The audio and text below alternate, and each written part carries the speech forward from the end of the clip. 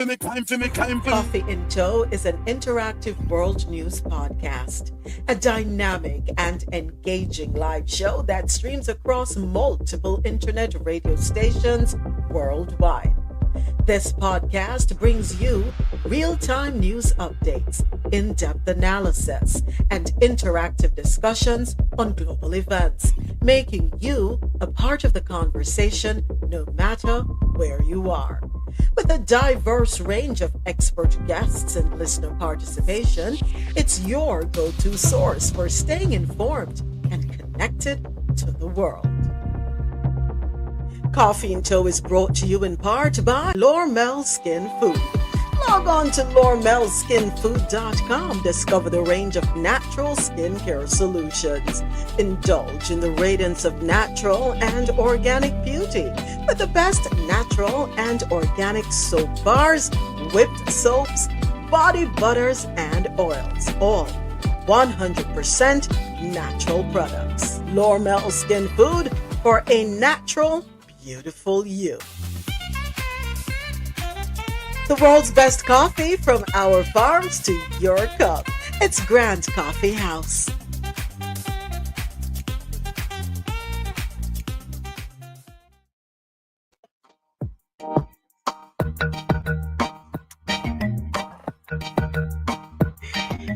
Happy Tuesday. Gotta say thank you. Thank you so much for being here with me. It is Tuesday, June the 3rd. Can you imagine? Wow. We are at the 6th month of 2025. You know what? I'm not complaining. I really need the next couple of years or few years to just hurry up. Just hurry up. Hurry up and get going. Thank you so much for joining me for Coffee in Tow, World News on the Go. 4 hours filled with news from around the world. Always great conversation and music. Coffee in Tow streams live weekdays starting at 9 a.m. Eastern on QMZRadio.com for quality music while you work or play. JanoRadio.com, your non-stop party vibe station, and MadMusicHouse.com, any genre, anytime. We are live on TikTok starting at 9:15 and live on YouTube starting at 9:30 a.m. And do not forget to subscribe. Welcome, welcome, welcome, everyone. And Coffee in Tow is brought to you in part by Lormel Skin Food. Head on over to www.lormelskinfood.com for a natural, beautiful you. Also brought to you in part by Grand Coffee House. Enjoy 20% off all coffee products when you shop today at grandcoffeehouse.com. Use the code COFFEEINTOW20 at checkout. All right, and that is it. Got to do a quick check-in with my family, Got to see how everyone is doing. Ja! Rastafari, what's up? Good morning, good morning. Why are you sounding like allergist girl? What, the dust got you? The dust got you? Dust got you? Yes, it got me. Yep. Oh, never You don't mind. hear. I sound like a frog. Are you taking any antihistamines? Anything? I am, but sometimes like through the night, it just come down on me. Mm-hmm. I got you. Have you been wearing a mask outside? No. Okay, Ja. All right. Okay. You're in timeout. Good morning, everybody. You've heard me preach about wearing a mask outside? Ja? The air is so bad in Texas, I doubt that mask would even do anything. It will help a little. I'd have to get the one that had the little box on the front of it. The K, what do you call them? And what's the name of them? N95. Yeah. Ja, you know what you need to do? As much as you don't listen, I'll still hope that you hurry up and get better. I will. Thank you. I think once I get my cup of tea, I'll be good. Okay. All right. Feel better, girl. Feel better. Thanks. See, Dr. Keisha said, yeah, a regular mask does not help with allergens. Oh, boy. Stay inside. Tell them you can't come to the office. You have to work. You cannot leave the confines of your home. You cannot be exposed to the external elements. I am home today, but I have an appointment at 10, so I will Okay. be going out. Yeah. Oh, unfortunately. Well, do what you can. Protect yourself as best as you can. All right? Feel better. Feel better. Where did Dr. Leslie go? I'm sure I just saw Dr. Leslie. Kirk, what's good? What's popping? How you doing this morning? Top of the morning. It is a Tuesday. Welcome to Coffee Intel. Reaching out to all the people I'm listening from all around the world. As we know it, it is Tuesday. It is a beautiful day. It is nice outside. So you all, as I'm gonna say, always be safe out there. Yeah, nothing can cure it better than the R's and the Terraflu tea. And I tell you, it will work. Halls and Terraflu? The black R's Ooh, and the okay. Terraflu tea. I'm telling you, it will work. It will help her with the Yep. with Listen, the just allergies. try. Okay. I Just didn't try. even know they had black holes, I but didn't I know will be either. looking for it. Yeah, I'm telling you, you're gonna love it. Right now, it sound like this. By the time you stir the both of them together in some hot water and drink it, I'm telling you, you clear up for at least an hour, or 2 or 3. Okay. Yeah, What she needs the reprieve. She needs the relief. Definitely. yeah, Thank you for that, Kirk. And to anyone else listening, you may want to try it. Definitely. yeah. Listen, we Jamaican, what we don't love to do in the kitchen? Cook Love up to a thing. Mix up a experiment. thing. It's a bad thing. Try a thing. We love to experiment, you know. And Since if experiment and it work, you stick with that. why so? I'm telling you. I'm telling you. I'm telling She you. I'm need, telling you. as it says, she need boiled soursop leaves. Yeah, that's also you can put them together. You understand what I'm saying? I would say you just gotta find the remedy, but I'm telling you that black house works a lot. All right, so try it, Jeff. It's worth a shot. Try it and see, and let Yeah, us but know. most likely if you can't get it in the store, you might have to go on Amazon to get it. The black You know, holes. the Okay, black house. okay, all Yeah, right. because it has a different thing there in it. Hmm. I don't remember exactly what it's in, but Ingredients. I always buy the Okay, ingredient. all right, Yeah, cool. So check yeah. your pharmacist, John. If you don't see it there, it probably is not a bad idea to order from Amazon and see if you can have it on hand. And yes, Jack, it's Gemini season. All the June babies. Where are all the June babies? Thank you, Kirk. Thank you, thank you, thank you, as always. Oh, man, I got you. I got you. I got you. Yeah. Yeah, as June. you come in, remember, taps and likes, taps and likes. Thank you, Kirk. Thank I was you. thinking all I needed was some vitamin D, but You that's know, okay. Lord have mercy, too early, Jai, too Yeah, early. don't get too far, don't get too far, but no worry. If you send the address, me come doctor. Ah, My nurse, only you alone can quench this your thirst. Dr. Keisha with the eyes. I don't blame you, Dr. Keisha. Too early, too early. But yeah, 78 degrees. I did go out this morning. I went out for my walk this morning. I was only able to get in 15 minutes, which was a little less than a mile. Yeah, I did a couple of block circles around the block, and then the rain started coming down again. So I had to head inside, and then I did 30 minutes of weights. Yeah. So I was determined that I am going to get it in. I did my stretching and all of that. So yeah, we work with the weather. No, so we work with the weather. But I felt good. Even for the 15 minutes, felt really good out there. Because yesterday I didn't get to exercise. So there was no coffee until yesterday. And my humble apologies for that. I forgot to set my alarm for 6:30. So I normally set my alarm for 6:30 to get up in the morning, go walking, mobility moments. Listen, me, I get up there in that age, as in I have to keep the giants going. So I totally forgot to set my alarm or turn on the alarm, I should say. So I got awake at 8:30 and I just pulled the covers right back over my head, went back to sleep, and then I got up. It was after 11 or minutes to 12 at that time. Yeah. Sometimes you have to just listen to your body. If your body says, "Nah, get up," Because there are times when even though you don't set your alarm because your body is so accustomed to getting up at a certain time, you will wake up. Well, that wasn't happening. So I guess my body said, shut it down, girl. You ain't going nowhere. So that is what happened. But I made sure to set my alarm last night. As a matter of fact, I even changed the time. I changed it from 6:30 to 6:20. Yep. And I was up and at 'em. All right, folks. Thank you so much for being here with me. As always, it is time for us to go ahead and get started. As always, we kick it off in the Caribbean corner. Hope everyone had a good weekend.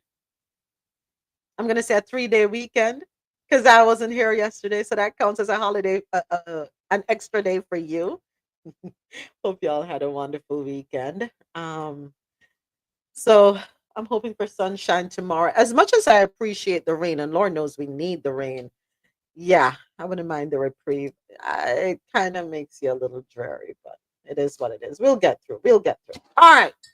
Renewed call for Barbados to cut ties with Israel over Gaza killings. This article, courtesy of Barbados Today.bb. The Barbados government is again being urged to sever diplomatic relations with Israel in protest of the killing of civilians in Gaza. The appeal was made during a solidarity rally, which was held outside the United States Embassy in Wildley, St. Michael on Saturday.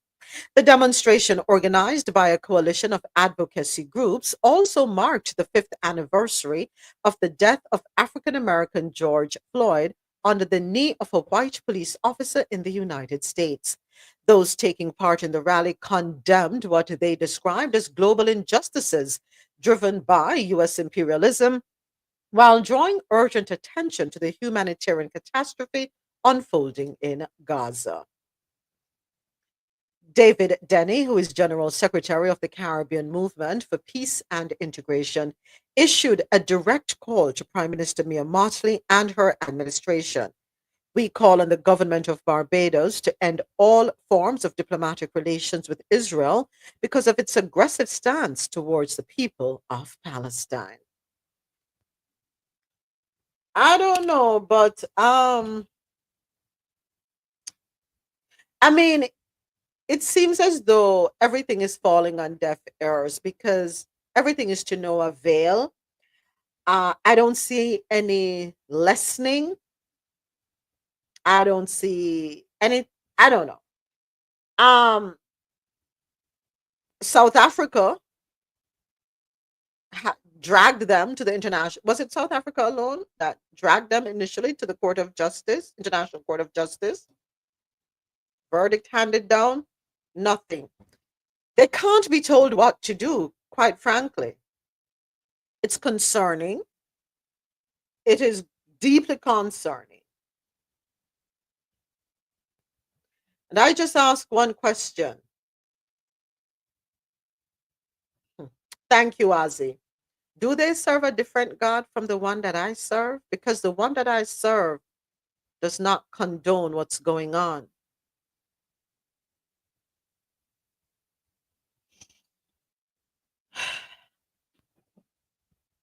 That's all I'm going to say on that. Unapologetically. How do you, with your right hand, laugh about what is going on in that country? And then on the other hand, you bow down and say, thank you, God. I don't know. I don't know. Makes no sense to me. None whatsoever. Um, there was a video, you save things and then they get pulled down. Well, breaking fuck the news. Sorry about Good morning. the language. Sorry. Sorry you got to wake up to some stupid shit, but here it is. Ron DeSantis states that America would not exist without Israel, and it is also the cradle of Western civilization. Welcome to the shit show. Well, breaking fuck the news.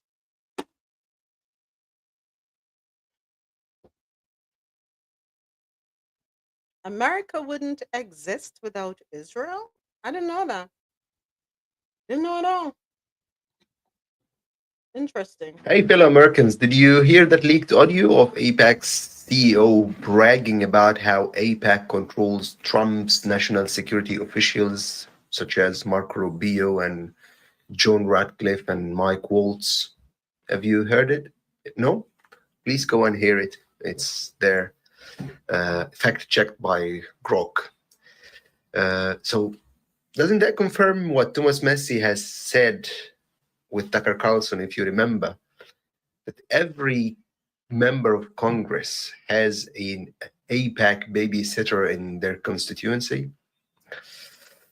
I don't know when the US is going to be saved or whether they're going to be saved or not, but I think the US will be saved not only if honest patriots like Thomas Messi start running for presidency, but when every average US citizen open their eyes and wake up and start doing something, because this is an official treason. This is an official soft occupation. The United States is occupied. But I say let them keep talking because the more they talk, it's the more that they confirm the assumptions, the thoughts, the feelings. It is what it is. All right, so let's see how Prime Minister Mia Mottley will respond to the plea. Go ahead, Ja. They've been talking for how many years? They're just wasting air right now. That's all I have to say. All right. Next up, we hop on over to Grenada. According to nowgrenada.com, the government of Grenada, in collaboration with regional and international partners, will host a high level policy dialogue on disability inclusion from the 3rd to the 4th of June 2025. So it starts today. This pivotal event aims to advance inclusive development and strengthen the rights and opportunities of persons with disabilities across the Caribbean.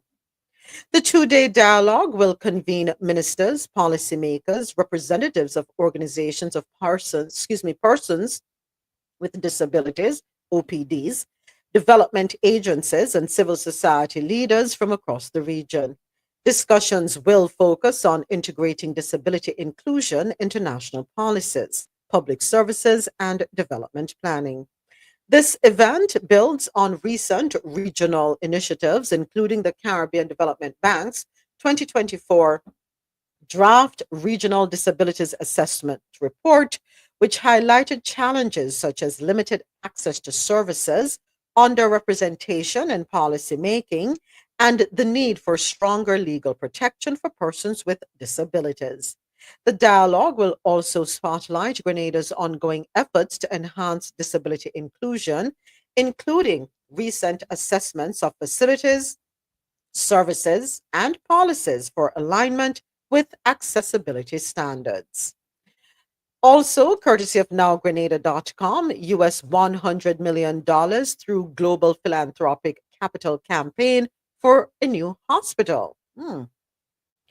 Besides establishing a US $25 billion account at the Eastern Caribbean National Bank, as well as allocate EC $23.6 million in the 2025 estimates of revenue and expenditure, and the approval of EC $405 million in the Budget Authorization Act, government has published its intention to raise US $100 million in philanthropic capital grants for a new hospital.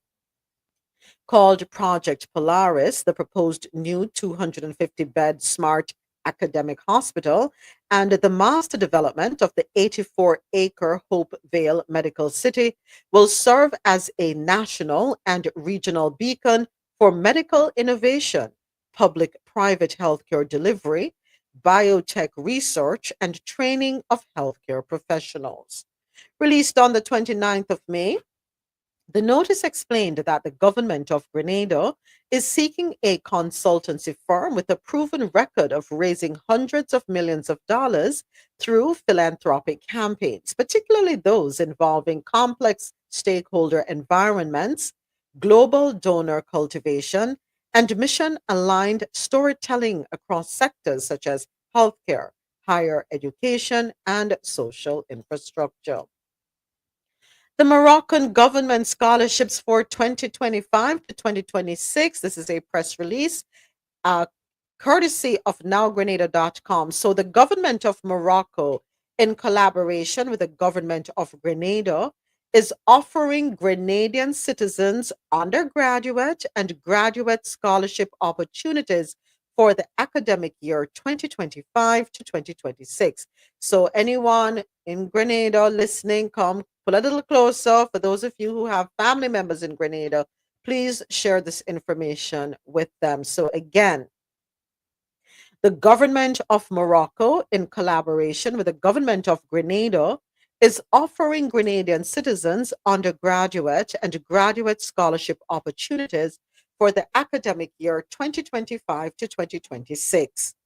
All applicants must do the following, or please pay attention to the following, okay? First, apply to the university for acceptance. You must be a citizen of Grenada. You must also have some level of mastery in the French language. All right, not just be able to say oui and bonjour, bonsoir. No, you have to have some level of mastery. Okay, be between the ages of 19 to 23 when applying for undergraduate studies.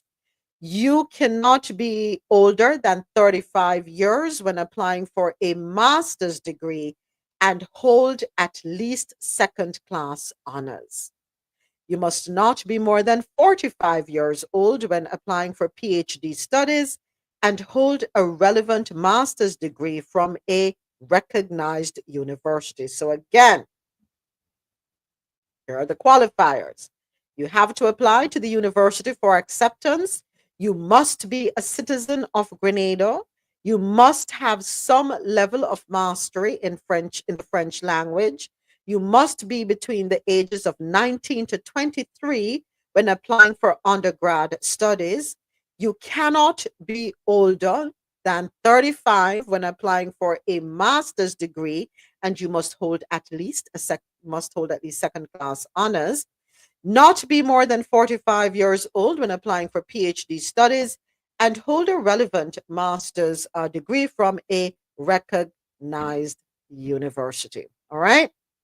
So, for more information on this, about this, if you're in Grenada, the information is available at the Ministry of National Education, Vocational Training, Higher Education, and Scientific Research.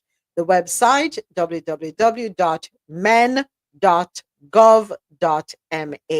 That's www.men.gov.ma. All right, so spread the word, share the information. I will put the link on the Caffeine Toe website so that it will be easier for you to access. Okay. And I'll do that at the end of Caffeine Toe, the show today. Yes, Ja, wonderful to offer the scholarships. Absolutely. Absolutely. All right. Next up, Guyana. President Ali announces 20,000 acres of land for small farmers. Article courtesy of loopnews.com. Everything is happening good for Guyana and the Guyanese population. So let's hear what this article has to say. President Dr. Irfan Ali made an announcement on Saturday that some 20,000 acres of new farmland on the Essequibo coast, Region 2, will become available for small scale farmers to address the long standing issue of high rental costs. According to the head of state, a significant number of small scale farmers, especially those cultivating 30 acres or less, are renting land, often from absentee landowners or larger farmers. This was highlighted as one of the most pressing issues for farmers on the Essequibo coast. To address this, we're going to invest in the coming months to open up at least 20,000 acres of land in three different clusters here in Essequibo. Beyond just access, the president said plans are afoot to also invest in capital development for these lands, including providing seed paddy, building drainage and irrigation infrastructure, and ensuring that the land is farm ready. The region will be organized into three agricultural clusters, with each cluster being equipped with essential machinery such as backhoes, tractors with plows, and combines. All right. And he said, and you will manage those resources and you can charge each other among yourselves for the maintenance of the equipment. Additionally, to boost income and add value to the existing rice cultivation, President Dr. Ali said resources will be provided to develop 1 acre out of every 10 for high value, high yield crops. Okay, well, good job, Guyana. Go on with yourself. I'm confused. So they're offering the land for free, yay or nay? Are they going to have to pay rent on this land just like they're paying rent on the other land? I don't know. Maybe it's at a discount. That's a good point to raise because the article does not say if they'll be charged rent. It only made reference to the fact that, and I'm going to assume, and you know what they say about assuming, Ja. I am going to assume that the land will be made available to them. They won't own this land, but they'll be able to work the land because they're saying that those farmers cultivating 30 acres or less are renting land, often from absentee landowners or larger farmers. So I think they're trying to offer some kind of reprieve, ease the pressure, ease the financial burden, so that they'll have the revenue to come back into farming. That's what it sounds like to me. I think it's going to be free. If it works that way, that's great. But I'm always wondering, what does the other part get out of it? But look, here's what I would say. If the land is there just laying, not being used, it's government land, it's not being used, free it up so the people them can farm it. You don't have to sign it over to them. At least give them the opportunity to make a living. I agree. Yeah. You know, we talk about crown land just sitting there wasting away, and it can be used like this. And this is something I think other islands can do with crown lands, land that is good for farming, good for developing, so that we can be more, we can sustain ourselves even more, reduce our import bill as it relates to food. Use the land appropriately. And if there's a lot of land that is great for farming, but it's privately owned and it has been sitting there underdeveloped, not being used for quite some time, it wouldn't hurt the government to, have conversation with the landowners and see how they can allow farmers to use the land. Some arrangement that could be made, or one suggestion I could make, is ease the tax burden for the landowner, right? You have to pay your taxes even though the land you now develop it. So help, reduce their tax bill or give them a waiver if they're willing, if they know that for the next 20 years they're not going to use the land. Allow the government to be able to have farmers work that land and say, you know what, we're not going to charge you any taxes as a thank you for this allowance. I don't know. Just a suggestion. Right? Our import bill is way too high in the Caribbean, and unfortunately, most of our food is coming from big brother to the north, and you may know so the food now. Mhm. Let me put it this way: our food is not allowed in Europe. What we get here in the States is not allowed in Europe. Yeah. So All right, let's head on over to Jamaica. According to CaribbeanNationalWeekly.com, Prime Minister Dr. Andrew Holness is hailing what he describes as a historic decline in murders across Jamaica, citing the lowest figures in 34 years and a dramatic drop in violence, especially in previously troubled areas like St. James. In a statement to social media, rather, he said, murders have dropped to their lowest level in 34 years, with the first quarter of 2025 recording a 43.3% reduction compared to last year, 210 fewer lives lost. He said the Jamaica Constabulary Force has reported the lowest number of murders since official tracking began in 2001, with the second quarter on pace to continue the trend. We are seeing the results of strategic investment in law enforcement, stronger legislation, and community partnerships, Holness added. Your government remains focused on building a safer, more secure Jamaica for every Jamaican. Highlighting success in one of the island's most historically violent parishes, the Prime Minister praised the St. James Police Division, led by Senior Superintendent of Police SSP Samuels, saying, so far this year, the division has recorded 22 murders compared to 68 during the same period last year, a 67% reduction, he noted. Notably, for the entire month of May, the parish recorded one murder, and that incident was a domestic dispute. Holness commended the local police force's focused, intelligence driven, and strategic work and called it a clear reflection of effective modern policing. I commend their strong leadership, dedication, and meaningful engagement with the community. All right, so why my bell not sound lazy this morning? Okay, there you go. Good job, Jamaica. We have been seeing some positive news as it relates to the decline, and I'm here for it. We're grateful for it, and we want to see this become a norm. Can we have a great month, the month of June? Can we have that? I do have one huge concern. Recently, I saw a video on TikTok with regard to a young woman whose body was found in a pit. I'm not sure what parish, but very disturbing.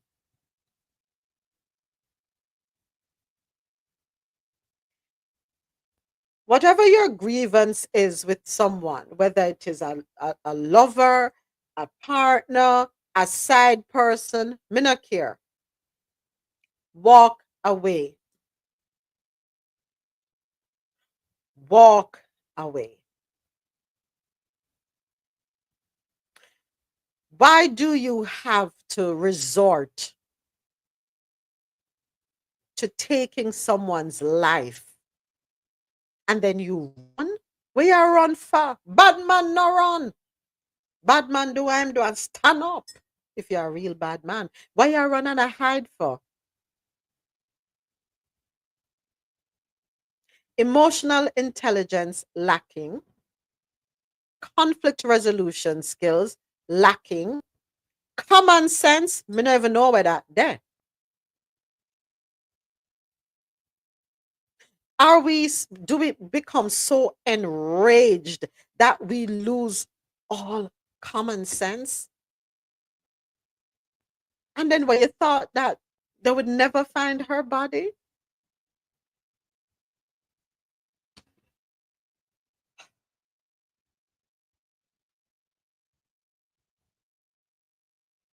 it's a crying shame, crying shame. Young woman taken away because we don't know how to exercise self control. Something as simple as self control. Let's talk because I joke around and laugh on social media. But if you know me personally, you know there are certain things that are very personal So I'm playing a video from Miss JA on TikTok. That's whose voice you're hearing. to me and certain things I'm connected with personally. The abuse of women is very near and dear to my heart. I volunteer, I keep in touch, I want to know, I mentor young girls. But how much more, Jamaica? How much more can we take? How much more can we see on the news? How much more young women, babies, children are being unalive in Jamaica? The worst part for me is, as a mom of a teenage daughter, is seeing young women being unalive by boyfriends, men that they love. And we're doing nothing. We're sitting silently and watch it happen because no one is protecting our girls. Let's talk. But Wasn't it Beresford Hammond who said, "Love means never to say you're sorry"? And I have issues with the song, but I get what he's saying. If I say I love you, I'm not going to hurt you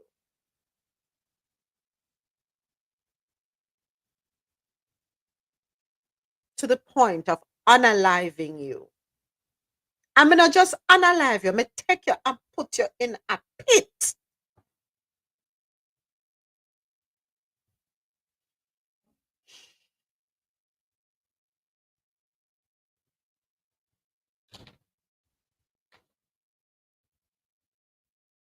We do not have the right to take life. We don't. And then you run. What you run for? Where you running to? Hmm? So I would like for us to clean up that aspect of hmm.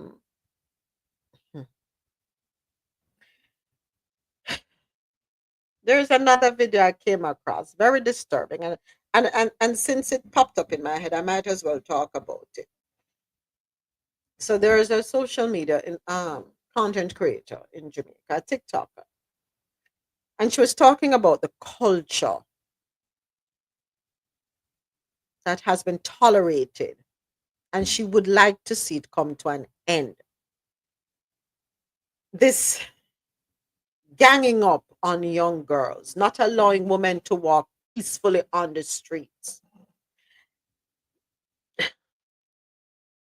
Their safety and security is at risk because these young men feel that it's okay to invade, to be intrusive. Where did that culture come from? Where did it start? And in many situations, it's older men preying on young girls. Really and truly? What happened to the days when adults would see to it that children are safe out there? Children and women were off limits. You not touch them. They were protected.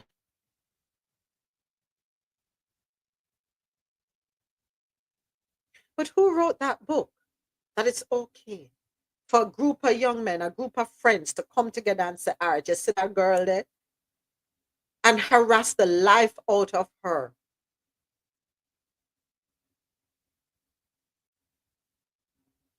Hmm? Who gave us that? Who gave them that right? Who told you? Who taught you that behavior? That you just see and take. And they're telling you, leave them alone. Let them be. No. And it's like you're deaf. No to una mean yes. No to una is an invitation.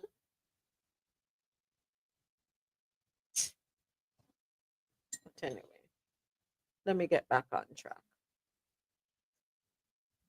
Good job to Dr. Holness and his team over there in Jamaica. Um, as it relates to the reduction, the unaliving reduction. Since 2016, the Jamaican government has poured $87 billion into the security sector. more than triple the amount invested before that year. And today, roughly $9 billion annually is being allocated to law enforcement, intelligence, and operations. Next up, according to CaribbeanNationalWeekly.com, with general elections constitutionally due by December 2025, the Electoral Commission of Jamaica, ECJ, has announced that 24,461 new names have been added to the National Voters List published on May 31, 2025. The update brings the total number of registered voters across the island to 2,077,799. The ECJ says the newly added voters are now eligible to participate in future elections and referenda once they collect their voter identification cards. Those cards will be available by the end of June at the Electoral Office of Jamaica. That's the EOJ, your constituency office where you are registered. With political anticipation building, especially following Prime Minister Dr. Andrew Holness's remarks in March, hinting that the countdown to general elections has begun, electoral officials are urging Jamaicans to take all necessary steps to ensure they are prepared to vote. The deadline to register for inclusion on the next voters list will be published on November 30, 2025. And it is the deadline to register for inclusion on the next voters list to be published. Okay, so the next voters list is going to be published on November 30. However, the deadline to register is September 30. All right. So if you have not registered yet, folks, if you plan to vote in the 2025 elections that are supposed to be constitutionally due by December 2025, and you want to exercise your rights, folks, you must register by September 30 to be included in the next voters list, and that voters list will be published on November 30. So do what you must. All right. The push to update and verify voter information comes amid growing speculation about an impending general election, which must be held no later than December this year. Prime Minister Dr. Holness recently told party supporters that every Jamaican will be called upon very soon to make a choice. As election preparations intensify, the ECJ continues to stress the importance of voter readiness, both for new applicants and long-time electors. Next up, Nationwide Radio JM.com is reporting the Heart NSTA Trust is set to introduce a prompt engineering course. Morning, Shelley. Morning, dear. How are you doing? We are well, thank you. How are you doing?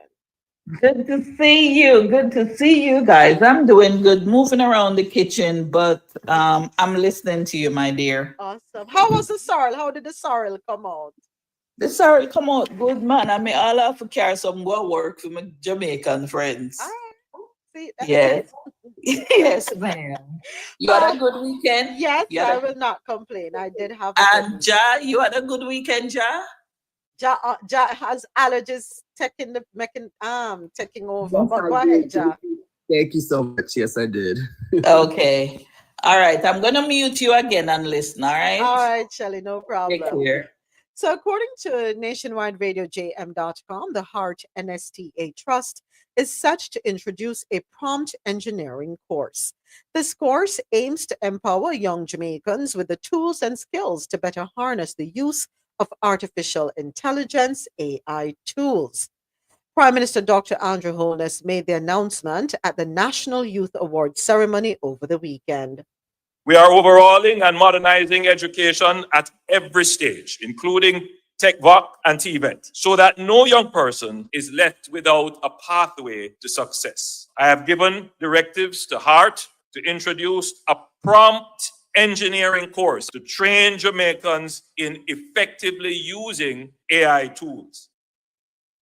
The Heart NSTA Trust has been offering free skills training to young people up to level 4 since 2023. The move forms part of the government's plan to better train and educate disadvantaged youth. Dr. Holness says the institution has had a major boost in enrollment numbers. Since eliminating fees, over 100,000 Jamaicans, mainly young Jamaicans, have enrolled in heart training programs, gaining certification in many areas. Prime Minister Dr. Andrew Holness. 43 individuals and groups were presented with the 2024 Prime Minister's National Youth Awards for Excellence. Held on the lawn of Jamaica House, the ceremony awarded young people in several categories. These include academics, entrepreneurship, environmental protection, innovation in science and technology, journalism, music, nation building, social media, sports, youth development, and the new categories of special abilities and technical and vocational training and education. The Prime Minister's Special Award for Excellence was presented to the Clayton twins, Tia and Tino, for their exceptional achievements in track and field. Yes. Listen, remember I like how my bell sound lazy, you know. Hold on a sec. Big up the PM name. You know, as Bash the PM start to congratulate the PM, that's a really good move for removing the fees and enrolling so many young Jamaicans. Yeah. Let us applaud the PM and his party for that. Absolutely. All right. So today I'm congratulating him. Good morning, Mr. President. Yes. We talk about the heart and trust here a lot on Coffee and Toe because I am sick and tired of people saying them can't get no job. No job, no that. The jobs are there, you're just not trained. And free training is available. Free training is available, folks. Right? Take advantage of the opportunities. So I'm so happy to hear that over 100,000 Jamaicans have signed up for free training over the past few years. And I encourage many more, sign up. If there is no space yet in a course of interest, put your name on the waiting list if you're able to do so.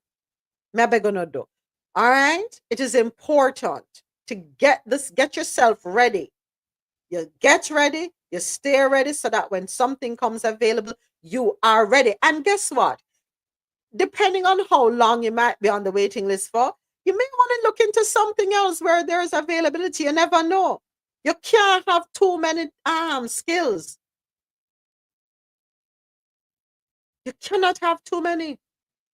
Right? Arm yourselves so that one door closed, another open. You can take advantage of the varying opportunities that exist out there. Okay? Yeah. So there you have it. All right. So next up, according to CaribbeanNationalWeekly.com, oops, let me close out this one. Sorry, folks. MSJ Party urges Trinidad PM to rethink proposed Stand Your Ground law.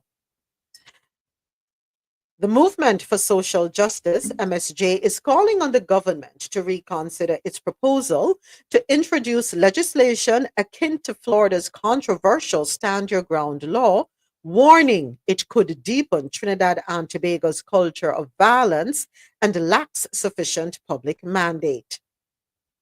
Speaking at a virtual news conference on Sunday, MSJ leader David Abdullah raised concerns about the potential consequences of granting law-abiding citizens broader access to legal firearms for self-defense. He also challenged Prime Minister Kamala Persad-Bissessar's assertion that the government has a clear mandate to pursue the legislation. Oops. Last Thursday, Persad-Bissessar said her administration would move forward with crafting the legislation based on international models, including Florida's, but noted it would not impose the law on all citizens. If criminals invade your homes, do not back down. Show absolutely no mercy and attack them with full force within the law of Trinidad and Tobago. I am fully committed to making sure the law is put in place, she said, emphasizing that the country remains a democracy and that citizens are free to disagree. Hey, niece. Good morning. Good morning, Adesoji. Good morning, Jewel. Good. Mhm. So Abdullah warned, however, that adopting a US-style stand your ground policy risks reinforcing violence rather than curbing it. Is that the way for Trinidad and Tobago to go, to adopt Florida's model? No, absolutely no. Yeah. Given the trend in Trinidad now, why would you want to try to stroke those kind of stuff? Why don't you go back to the Trinidad of old? Why don't you try to bring back people of tolerance, get along, law and order and stuff? Now you're trying to facilitate it where people now, individuals now will be looking to get firearms and stuff because they allegedly have to protect themselves in a society that was not developed by that kind of model. How do you see? How do you think that would operate in Trinidad? I have questions about it because I think people are going to abuse that under the guise of protecting their homes, protecting their property. That's me.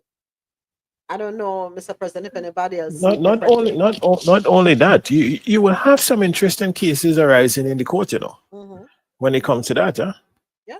And people that might be allegedly defending themselves might find themselves in precarious situations because you all depend on how the defense laws. For instance, somebody running away from you, all the defense. I don't know how the law is in Trinidad, but I mean, I don't think, given that Trinidad was under what lockdown recently, I don't think that is a direction you want to keep going. Hmm. Why you're telling the citizens?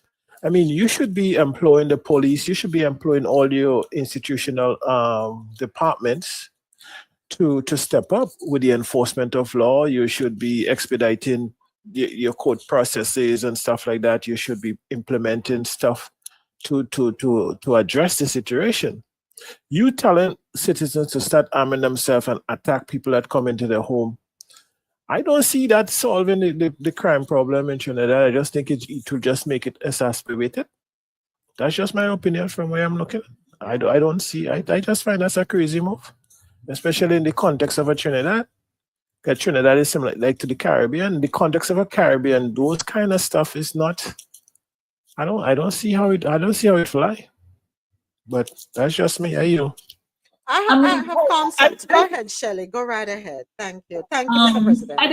I think it depends because I remember there was a time in Kingston when the violence was so rampant that they had this community, can't remember the name of it, but each person would have a whistle because cell phone wasn't so prevalent at the time. I was in school in Kingston at the time, and people would have a whistle and they would have a way of alerting somebody if they see something strict. Neighborhood watch. You remember that? You know about that? Mm-hmm. Neighborhood watch.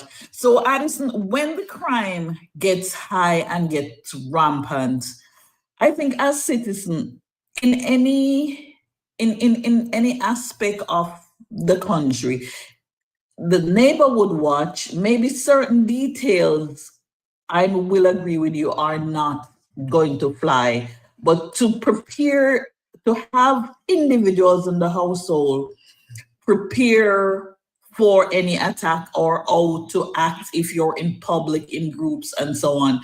Because these are the same things that, for instance, I would have discussions with my children about in case anybody knock the door, this is what you do, and so on. So while I do it on my household, I don't necessarily think what they're saying is wrong, but maybe the details have to be ironed out. Because if the crime is so high in a place that you have to live, the next best thing is to know how to function, move in a group, prepare your household. Nobody's telling you to go out there and shoot nobody, but hello, if you come over here, you're gonna get in some trouble. So Shelley, one of the questions I asked is this: has the government, has what's her name, Kamala, has she ordered a case study to be done? Let us do some research. What is causing the crime? That's another thing too. That of course that is very important because we know that crime, like most other things, don't just appear out of a vacuum. There's something that causes. But what I'm saying, in the interim, while we're studying this household, these are what you're gonna do to protect yourself and prevent certain things. And I mean, I took a class in criminology when I was doing my degree, and one of the things they mention in that is that there are three things that would prevent a crime. And one of the things is when the person who is committing the crime knows that it's not going to be an easy access. So if they're approaching the household and they know that people are now prepared, they are also aware that it's not that easy for them. So that's just my thought. And I understand the point. Sorry, I understand the point Shelley is trying to make. Okay. But a neighborhood watch, okay, is different. And yes, some of the things that you just mentioned, these are stuff you could implement. But I'm saying the way in which she's spreading the message and the optics of how it comes across in a place like Trinidad, in the Caribbean context, I think it's bad. That's just my opinion. I could be wrong, but I think it's bad because I think there is a lot you can do and put in place, as you said, the neighborhood watches and stuff that could start to address the situation before it get to you're telling people come to your house, shoot them on whatever it is, or defend. Yes, because as it is right now, the law provides for self-defense on your property. So I don't think you have to go to the extreme to telling people that. What I see that happening is start to exacerbate the gun problem you're having with all the flow of the guns that you cannot even stop coming in from the US and elsewhere, now getting into the hands of people. You're going to see a rise in illegal guns. And when a guy have a gun, he going to keep it in his house all the time. So you now adding to fuel to the fire, in my opinion, because if more and more citizens have guns, they will start carrying guns illegally. Not just the criminals go be carrying guns. And the thing is, 9 out of 10 times, average citizen get in a situation where they're faced with somebody with a gun coming at them or so, they panic. They can't even reach for the gun or defend themselves. The average person without proper training. And you will see more and more people without proper training owning weapons and stuff like that. I just think it will make the situation worse. But as Shelley said, there's a lot we can put in, the neighborhood watch, better policing and every stuff like that, engaging the communities more. And as Moment say, finding out the root causes of the crime. And so all these are intermediary steps we can take. People already have the right of self-defense in their home and on their property. But I just think coming from the Prime Minister, the optics and the implications of what she's saying, I think is bad. I yield. Yeah. Thank you, Mr. President. Thank you, Shelley. Ja, were you able to make your point? I was getting ready to say, because you said I think they should have a study. Obviously, they've already studied it, because I think I heard you say they were specifically thinking of adopting the Florida stand your ground. So they already have whatever they decided on or whatever has been happening in the community in order to take this side of this argument. So you're telling me then that we have to go drastic with it? Because I'm not saying that they should. I'm just saying I think they've already thought that out. Okay. Especially because they specifically said Florida stand your ground. And if anyone is paying attention to U.S. problems, that was a very big case here.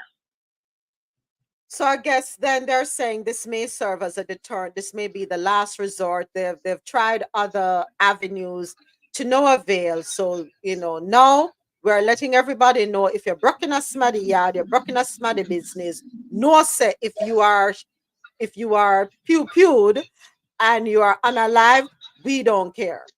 We told you. And that's what I'm hearing in this article. I'm not saying that that's a good thing, but that's what I'm hearing in this article.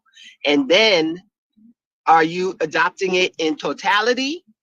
Are there little variances to it? We're not hearing that either. So I'm sure there's more to come. What I would like to hear, Ja, is for them to say, we have identified these concerns that contribute to people deciding to take up a life of crime versus walking the straight and narrow.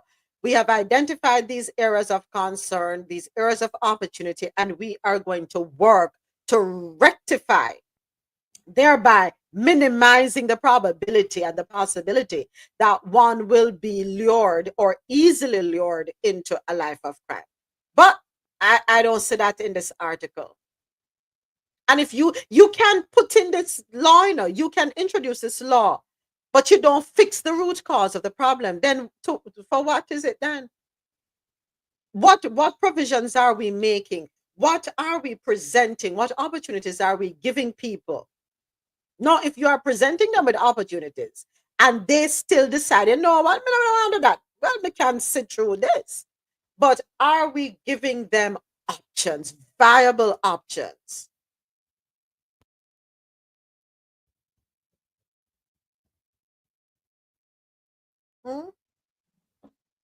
Are we giving them viable options?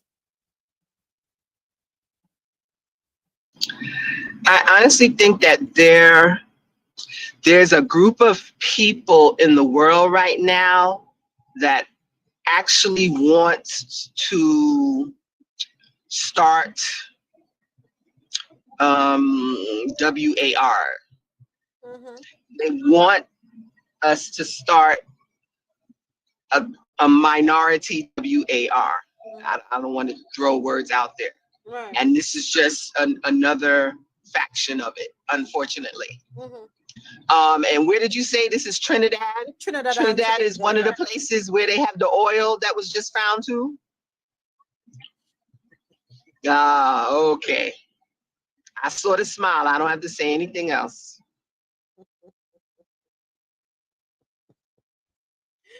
All right.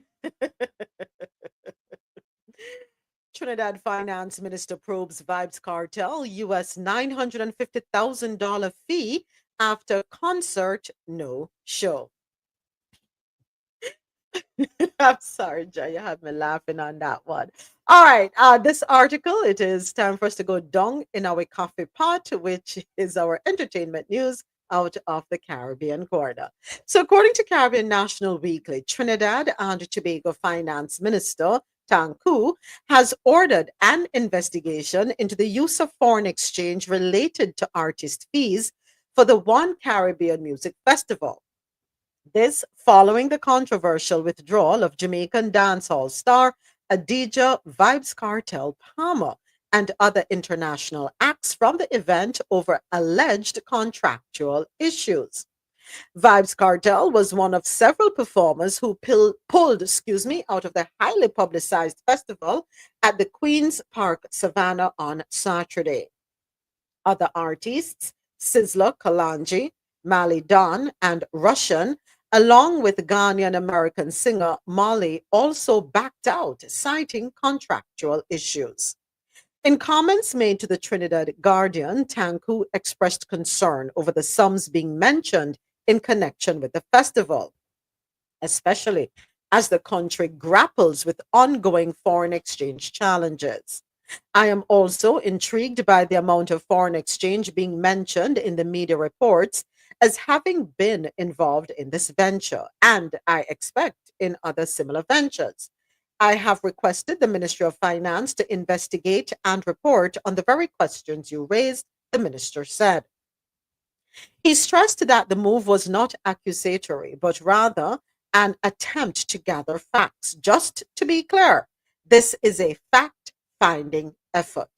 Our Prime Minister and government is fully supportive of private sector development of foreign exchange generators, including the commercialization of the music and entertainment industry towards greater contribution to our country's gross domestic product.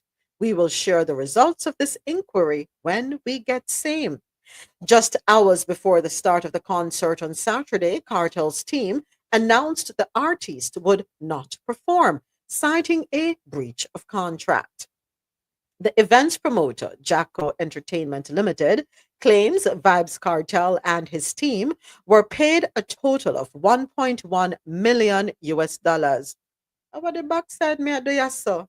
Now, sir, me need to go find one studio and come up with two rhyme because me I waste time. I've been wasting time.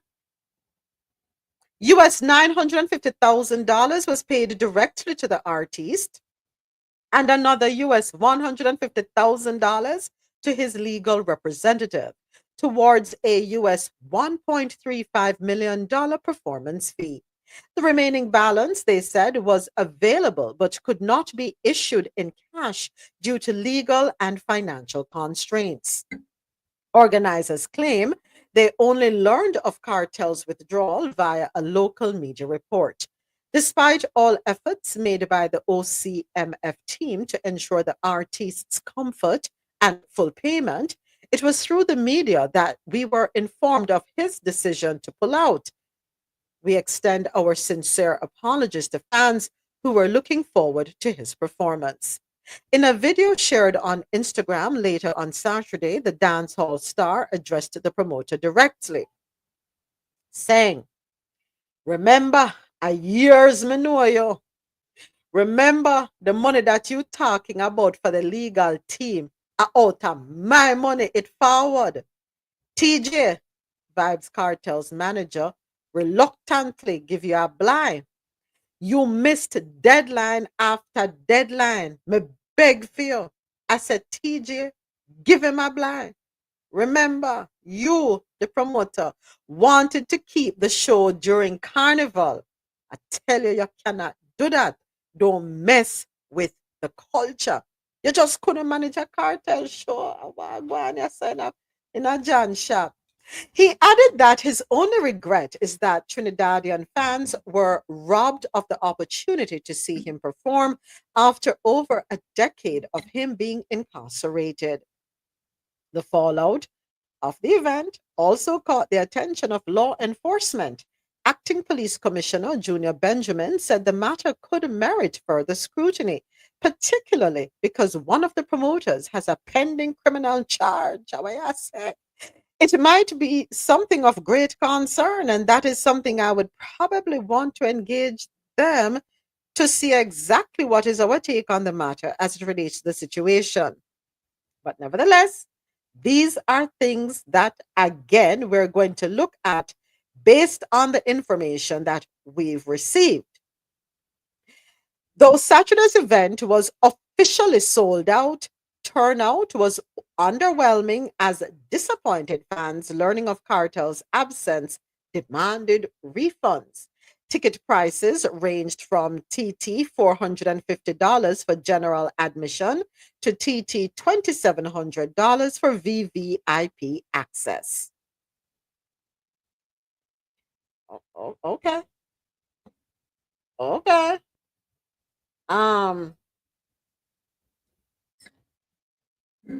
Not to say. So go ahead. I think this entire situation was handled very, very poorly by the Trinidadian government and maybe to a lesser extent the promoters, I'm not sure. But I think in a case like that, when people apply to permits and so, okay, for artists to come in and so, you remember Cartel was banned from coming in and they had to make this last minute stuff to send him the letter to give him the permission to come in. And even you coming on the air now to saying one of the promoters have a criminal charge and everything, that's nonsense. Because that has nothing to do with the show.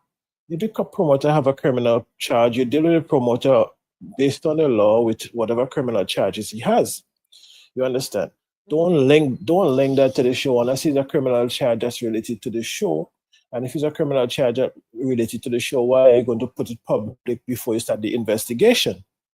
So it makes exactly no sense. If you have such a high profile artist like Vibes Cartel, regardless of your opinion of him, he's a very high profile artist. If a high profile artist like that is scheduled to perform in your country, there are certain permits for the show and so that has to go on. You probably have to know who is the list of artists coming in because you have to do your due diligence or run your criminal checks or whatever you have to do. You don't wake up and put on a show like that. These shows are months in planning. So when the permits and so are issued, if you had an issue with the artist coming in or you have an issue with whatever to do with the show, why didn't you address it before permission and so was given? Because I'm sure unless you're telling me that the promoters illegally started to promote the show without the requisite permission, or you not knowing what is the procedure, who's the artist and stuff like that, then that's something different. Then that's a totally different case. But if the promoters was granted the requisite permission to promote the show, okay, and they do what was required of them, and then you come in to ban the main artist. This is the headline artist. How you expect the show to make money without the headline artist? If I'm the promoter, if the promoters did what they had to do, I think you have to sue the government. You have to sue the government because you cannot just come and derail the show and take away the artists that people are coming to see. It's a Vybz Kartel show. No matter who else is on the roster, it's a Vybz Kartel show. So if you come and make it very difficult for him to come because he wasn't giving him the permit to come in and the visas and all the nonsense. As a Caribbean national, where you have, I could say a Caribbean skilled national that has free travel through the region. You understand? And he may have a criminal charges pending or had a case, but as far as I know, he is not a criminal. He may have spent years in jail. I don't but think if he the was criminal cleared of was his to charges, him. The criminal is not targeting him. It is to one of the promoters they were calling a criminal. and then no, but I mean, why did you try to deny him? And why did they restrict him? He has to go on the show. He cannot promote this. These are stuff you could have said in the contract. You could have told the promoter, listen, I'm giving you a permit to come in here, Vybz Kartel. These are the guidelines. Given the situation in Trinidad, we don't want you promoting anything to do with gangs. We don't want you promoting anything to do with guns and stuff like that. That So was done. what I'm saying is, but they made a whole public stir about it, which was unnecessary. I just think the whole situation was handled very badly.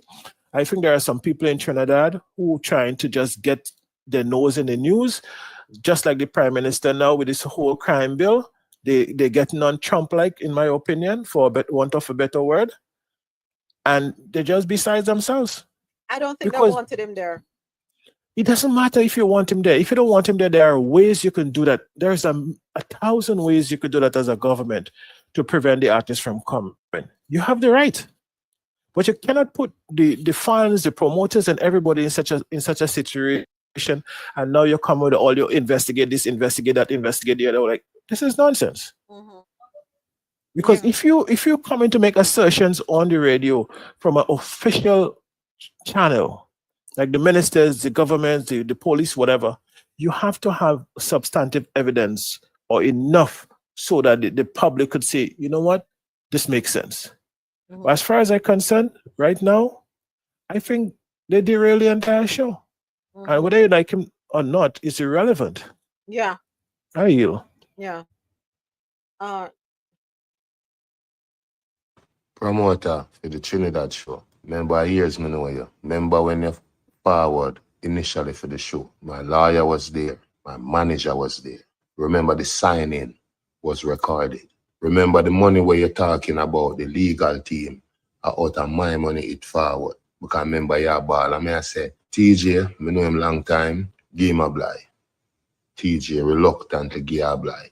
You miss deadline after deadline. Me beg for him, say, TJ, give him a blind. You bring me now in a loggerheads with the government of Trinidad Me never tell you someone I'm doing a school. My job is to perform for the people. Me's an entertainer. Me get paid to entertain. Remember, you wanted to keep the show during Carnival. Me look for you. Me say you can't do that. Don't mess with the culture. Carnival, Trinidad thing, make them do them thing. TGA tell if you don't do it. Angostura tell if you don't do it. Cartel tell if you don't do it. Countless people tell if you don't do it. You force the issue till eventually you see say it can't work. So now you did want to bring me at loggerheads with the culture of Trinidad. Deadline after deadline, crying after crying. You just couldn't manage a cartel show, and that you need to tell the people then in a discussion. My only regret in the situation is that the Trinidad people are them you rob out of the chance to see cartel after so many years. So I see me a positivity, me I deal with and good energy. So me apologize to the Trinidad people. You got the government of Trinidad, and me blame myself in some way because me should have known say and every promoter can manage Vibes Cartel. It takes a lot. So some I's weren't dotted and some T's weren't crossed. Go ahead. Morning, afternoon, Addison. How are you doing today, Addison? Much better, I hope. Yes, good afternoon. Much better, much better. Awesome. Yeah, the voice is back. I can hear myself speak. Yeah. Yes, the man said, he said what needed to be said right there. Mm-hmm. When he said,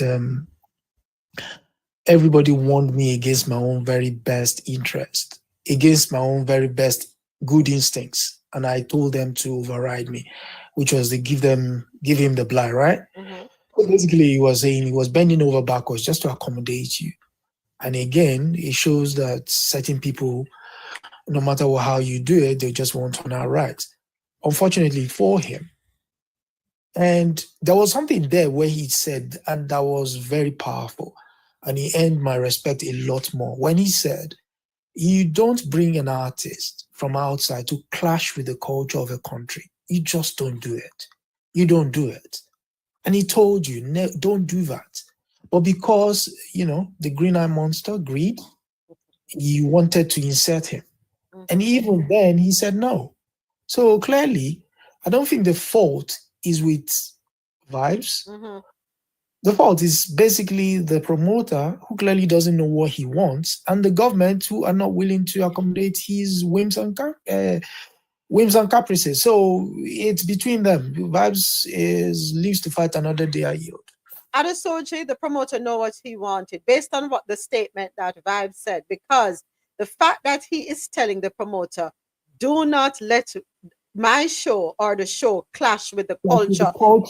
Yes. So the promoter was looking to capitalize on the crowd that would be there and saying, something, make we do it during Carnival because the crowd are got there, international people are got there, people are going to want to take it in. So yeah, but Vibes stood up and said, no. We're not going to do that. So the promoter knew what he was doing. No, when I said earlier that I think they didn't want it to happen, from the show was advertised. Remember, they were saying they don't want Vibes interacting with no school children because they thought he was a bad influence, yada, yada, yada. Mm-hmm. So I personally think the government didn't want it to happen either, but now they're coming with this whole money issue. But that's just my speculation. I mean, the man has put his cards on the table, essentially saying, listen, I'm an entertainer. And he said it there. I'm an entertainer. This is what I do. Yeah? I don't want to come in and clash with anybody's culture, because that's not what I'm about. Right. Okay, yes, the government might have misgivings with regards to his utterances or the way he moves or how he goes about his things. But that said, the man clearly, like he said, I come now with good energy, clearly knows where he should tread and not to tread. Mm-hmm. So he's telling you, don't do this. Don't do this. It's not like, maybe. He said, don't do this. And if you don't listen to the artist, good luck on you then. Mm-hmm. Yeah. Oh boy, thank you, gentlemen, for your input on that one. Morning, James. How you doing? Morning. I'm good. How you doing? I'm well, thank you. Yeah, I think this thing is going to drag on. I think Vibes Cartel need to give back some of the money. 950,000. What's it say that he didn't give back any? What are the terms of the contract? Is it non-refundable? I'm not sure. The contractors, the organizer said something that he's talking to his lawyers, but I think the best thing for him to do is to give back some of the money, because this is not going to end well, and it's not going to end right now. It's going to drag on.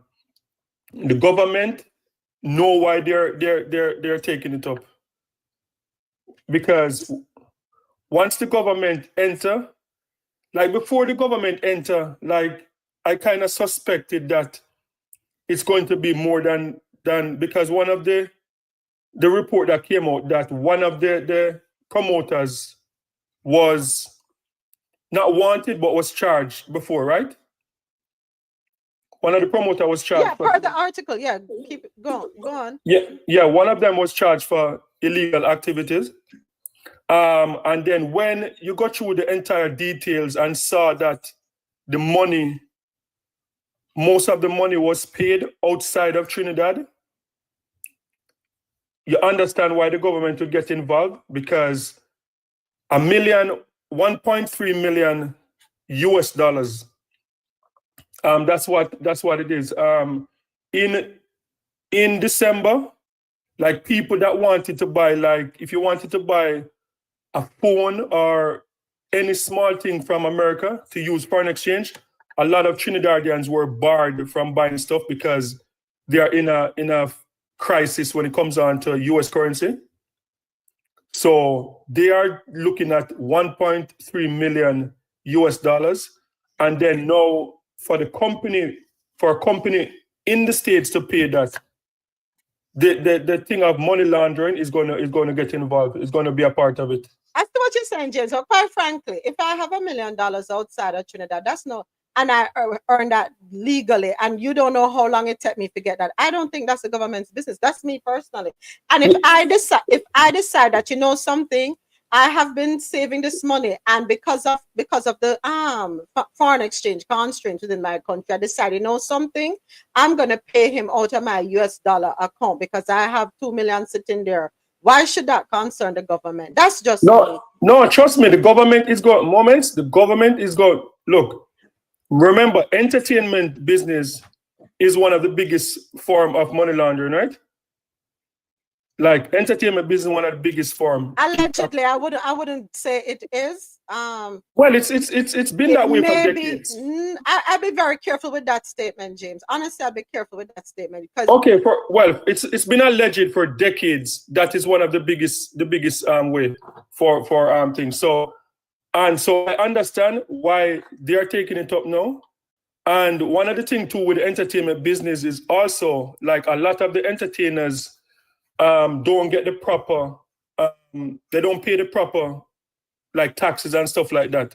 So that is something that they could be looking into, because in the contract, we have not heard anything about taxes. We heard about 150,000 that was to go to some lawyer fee. He paid it. Vibes paid that to his attorney.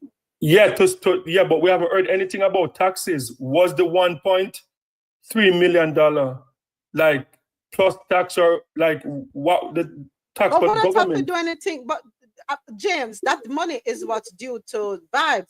What I have to do with taxes and the government? No, because the artist, when an artist, like, okay, when you bring an artist to Canada, right, and you pay him like 500,000, the artists have to pay like 30% out of his money to the Canadian government. Mm-hmm. And the same thing happened in almost every jurisdiction. So that's why a lot of artists get in trouble, because what a lot of artists do, they go on visitors visa, mm-hmm. and they perform under the table in order not to pay the government. Mm-hmm. So the government could be looking at that also. So that's what I'm saying. That's what you're saying. If I should come in here, Mons, first of all, I think we're going out on a limb here if we go down that line. The first thing I want to address is James saying he should give back some of the money, right? I didn't hear the full explanation for that. Yeah. Mm-hmm. But my thing is, you cannot say that. We are not privy to the contract. Exactly. So if based on the contract he has to give back the money, then that is something for them to decide. All right. Mm-hmm. He did all the stuff with his lawyer present. Where you get paid from, listen, $1 million in the scheme of things might sound good for somebody trying, the average citizen in Trinidad trying to get some money to buy some kind of phone or something, which the Trinidad government rightfully tried to curb because they have a shortage of foreign exchange. Mm-hmm. But $1 million in the scheme of contracts is no money. Facts. Is no US money. And even if the money came from Trinidad, there are provisions for stuff like that. Because we could go here and talk a lot and say, oh, it's $1 million, it's a lot of money. Guess what? How much US would the Trinidad government make from foreign people coming into Trinidad to go to the Vibes Cartel show? That part. And the hotels and everything else that goes with it. So that's just looking at a myopic, just a small portion of it. You understand? Mm-hmm. As to the money Vibes Cartel owe to the government for taxes or whatever, the government is not bringing a charge against Vibes Cartel for non-payment of his taxes. So that's a non-issue. If the government is bringing a charge or is alleging that the entertainer did something illegal under the board, so far, based on the news report we hear, we heard the promoter, one of them have a criminal charge or a criminal record. He doesn't even say that that record is related to the Vibes Cartel show or case. He just say that the guys is wanted and they have to investigate it. But if Vibes Cartel and his lawyers were paid in US through a US company or whatever, there are companies that promote shows that has multiple branches. Thank you. There are people that might be part of, I could be a part of a Trinidad show.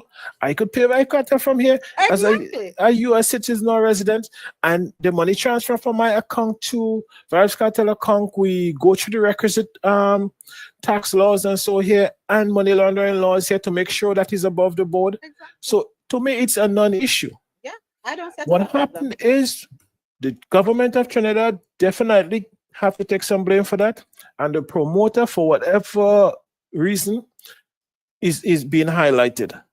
As to any contractual arrangement, the fact that you have a contract, if there is a dispute, it should be easily sorted out in a court of law. That is what you have those kind of stuff for. That is why you had lawyers in the cases, and either you settle in court, out of court, or whatever a judgment would be arranged. But as to how the entire show was handled, between the government and the promoter did a very bad job.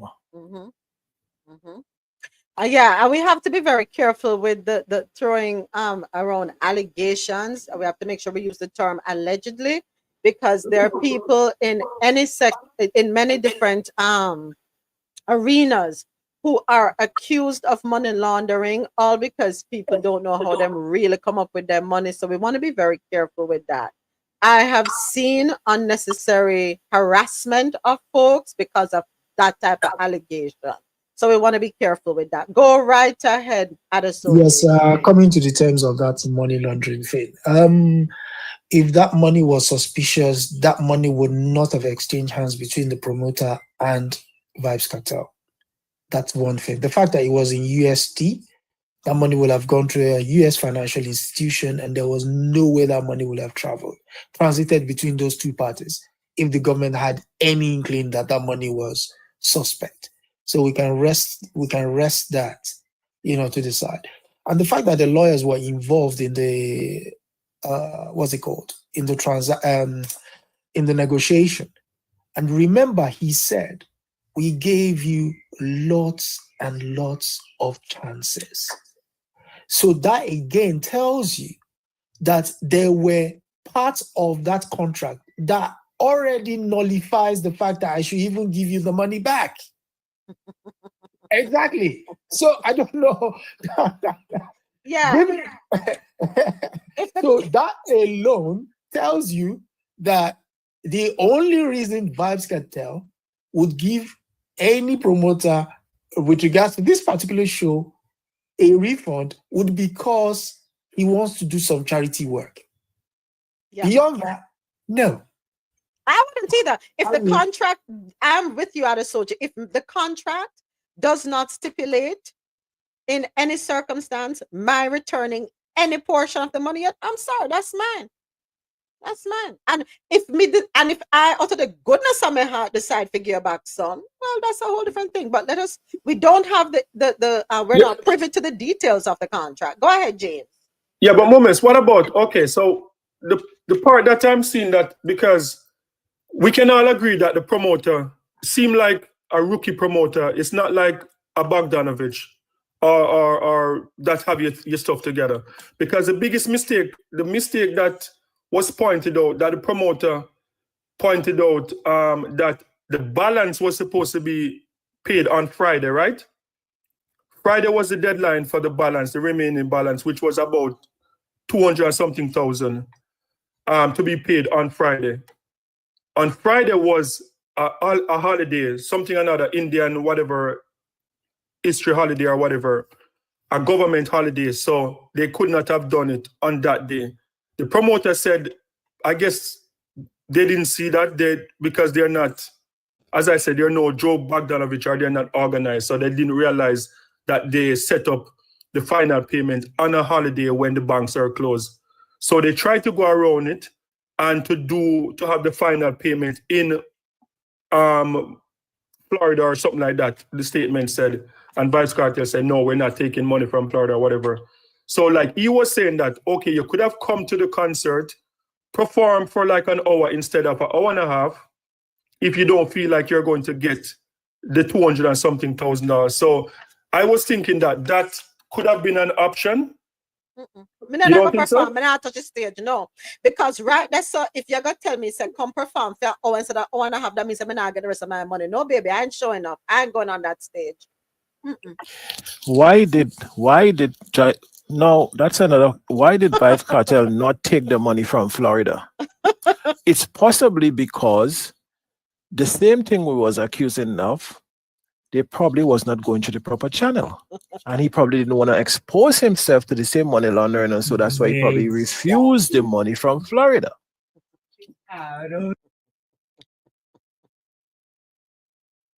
And remember, he said, my lawyers warned me against you. So the fact that he's refusing money from Florida suggests that his lawyers knew what was in his best interest to avoid this guy. And at the end of the day, I not say why the government looking into, I mean, I hope they're not investigating Carter, because at the end of the day, my fee is my fee. If my fee is $1 million, it is $1 million. It is what Yeah, it but is. then if you knowingly collect money from someone that you know facilitates shady deals, you're also you're complicit here. So but that's is not my what business. lawyers- You're paying me. It's okay. Let me ask you a question then. Yeah. I know that a certain person gets their money illicitly. I have a business. I sell food. Then come in and them buy the supermarket. I tell them, no, don't buy the grocery. No, man, take your money, baby. How you get your money? That is different. But How if you somebody- get your money is not my business. So what's the difference between performing, which is a service, versus selling food? It's the exchange of funds. I don't care where you get your money from. Me tell you, say this, I'm a fee, pay my fee. When you got to retain a lawyer, the lawyer got to tell you, no, me not want the money. Let me take your money. So what the difference? If as a food seller, you knowingly buy a stolen goat. You know somebody stole somebody's goat, kill it and sell it to you, and you knowingly do that, you're an accomplice. So that is where you could get incriminated, by selling stolen food, meat.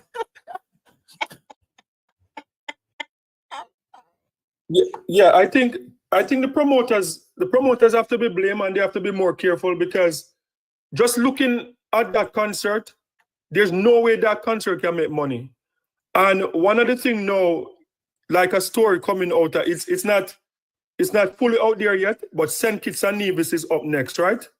And St. Kitts and Nevis now, the government, they're taking up on their hand now to investigate before the music festival, because it's alleged that there's a 4 million EC payment. 4 million EC would be about 1.8.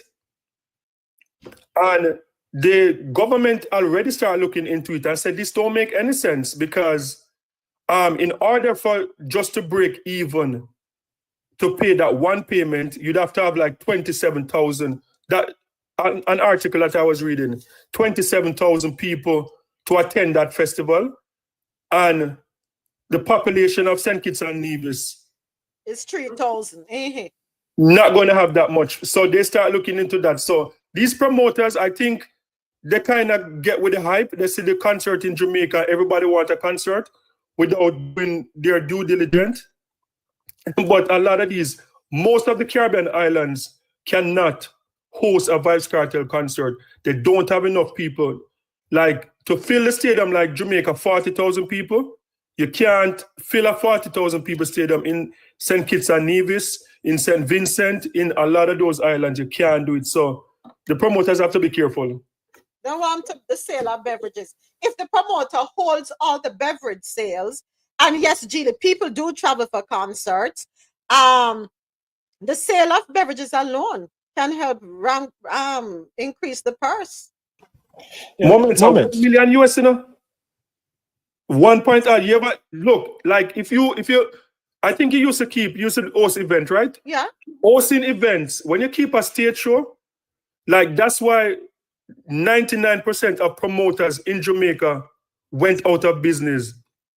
A concert, a stage show is the hardest thing to put on because you're stressed about rain, you're stressed about like the weather and them something, you're stressed about if. And a lot of sponsors are not in the Caribbean anymore. It's not like when you put on a Beyonce concert and Louis Vuitton or somebody sponsored. A lot of sponsors are not in the Caribbean to sponsor these events. And I don't think there's any sponsor in the Caribbean now who would have put up $1 million US for one show. So that's why most of the promoters are out of business. It's not an easy thing to do. Alcohol sale can't pay for events anymore, like especially $1 million US. Yeah, but you see, moments, that's the same point I'm making here. So now look, the St. Kitts government is doing their due diligence, and they would decide whether or not they would okay that prior to the event coming in place, right? Mm-hmm. Because they look at the proposed contract and they were saying, okay, well, this is kind of outlandish. They're not saying it's not possible, but now they will come to you and say, okay, explain to me how they will come up with these kind of numbers. If it doesn't make sense, then they don't give the green light. Mm-hmm. But in the case of Trinidad, they already given the green light. So either somebody didn't do their job and trying to cover for it, or they did their job and now they're trying to pass around the blame. The point that James made about coming and perform for an hour instead of an hour and a half, he said, no. That makes no sense from the artist's perspective or any perspective. For instance, if you bring your TV by an electrician and he opened it and realized it's just a fuse that was blown, you're not paying the electrician for changing the fuse. You're paying the electrician because he knows it's a fuse that has to be changed. Mm-hmm. So you're not paying Vibes Cartel just to perform for the hour and a half. You're paying Vibes Cartel to bring people to the stadium. Here's the headline show. Whether you perform for 45 minutes or 2 hours, it's irrelevant. It's baked into the price. So you can't tell me just perform for half an hour less. I'm not bringing, that doesn't cut down the crowd size of the show. That doesn't cut down the value I bring to your concert. So that makes no sense. Are you? And the logistic price as well is still the logistic price to get his band there, to get his group there, and what have you. He's factored all of that into the contract. So to now say because of that, are you asking him to cut back the number of people that will travel with him? Simply because you now think he should pay? Oh, come on, it doesn't work like that. At the end of the day, them take up what them couldn't manage. You see, when you're going into the promotion business, when you say you want to promote, you don't have to sit down and work this thing. You can't just say, boy, I say, I just saw you put it on a show, and yeah, man, me wanted the same thing because I want to understand the inner workings, get some education before they jump on the promotion bandwagon. So what's the going rate for a Vibes Cartel? Let me see. 43 minutes, 20 seconds concert. I never said this to promoters. Don't play with people money. Do not play with people money. if you know, something my father always taught me, you have to learn to stand your hand. If you recognize that you're going to end up losing, take the loss, but pay your people. Take your loss and pay the people. Okay. And besides, we're joking about this thing. This is the value that we attach to our artists. If you cannot pay your artists what they're worth, how do they survive in the business? How? You're expecting Mr. Cartel to come in and perform for the odd 43 minutes. Does he have to be looking at his time every time he goes around, walks up? Now, the next time he walks across the stage, he's not coming back, because his time is done. Come on, people. Yeah, and so the next argument is if he's worth it. That's the next argument. Listen, the man is worth it. The man doing time. The man having stripes. The man.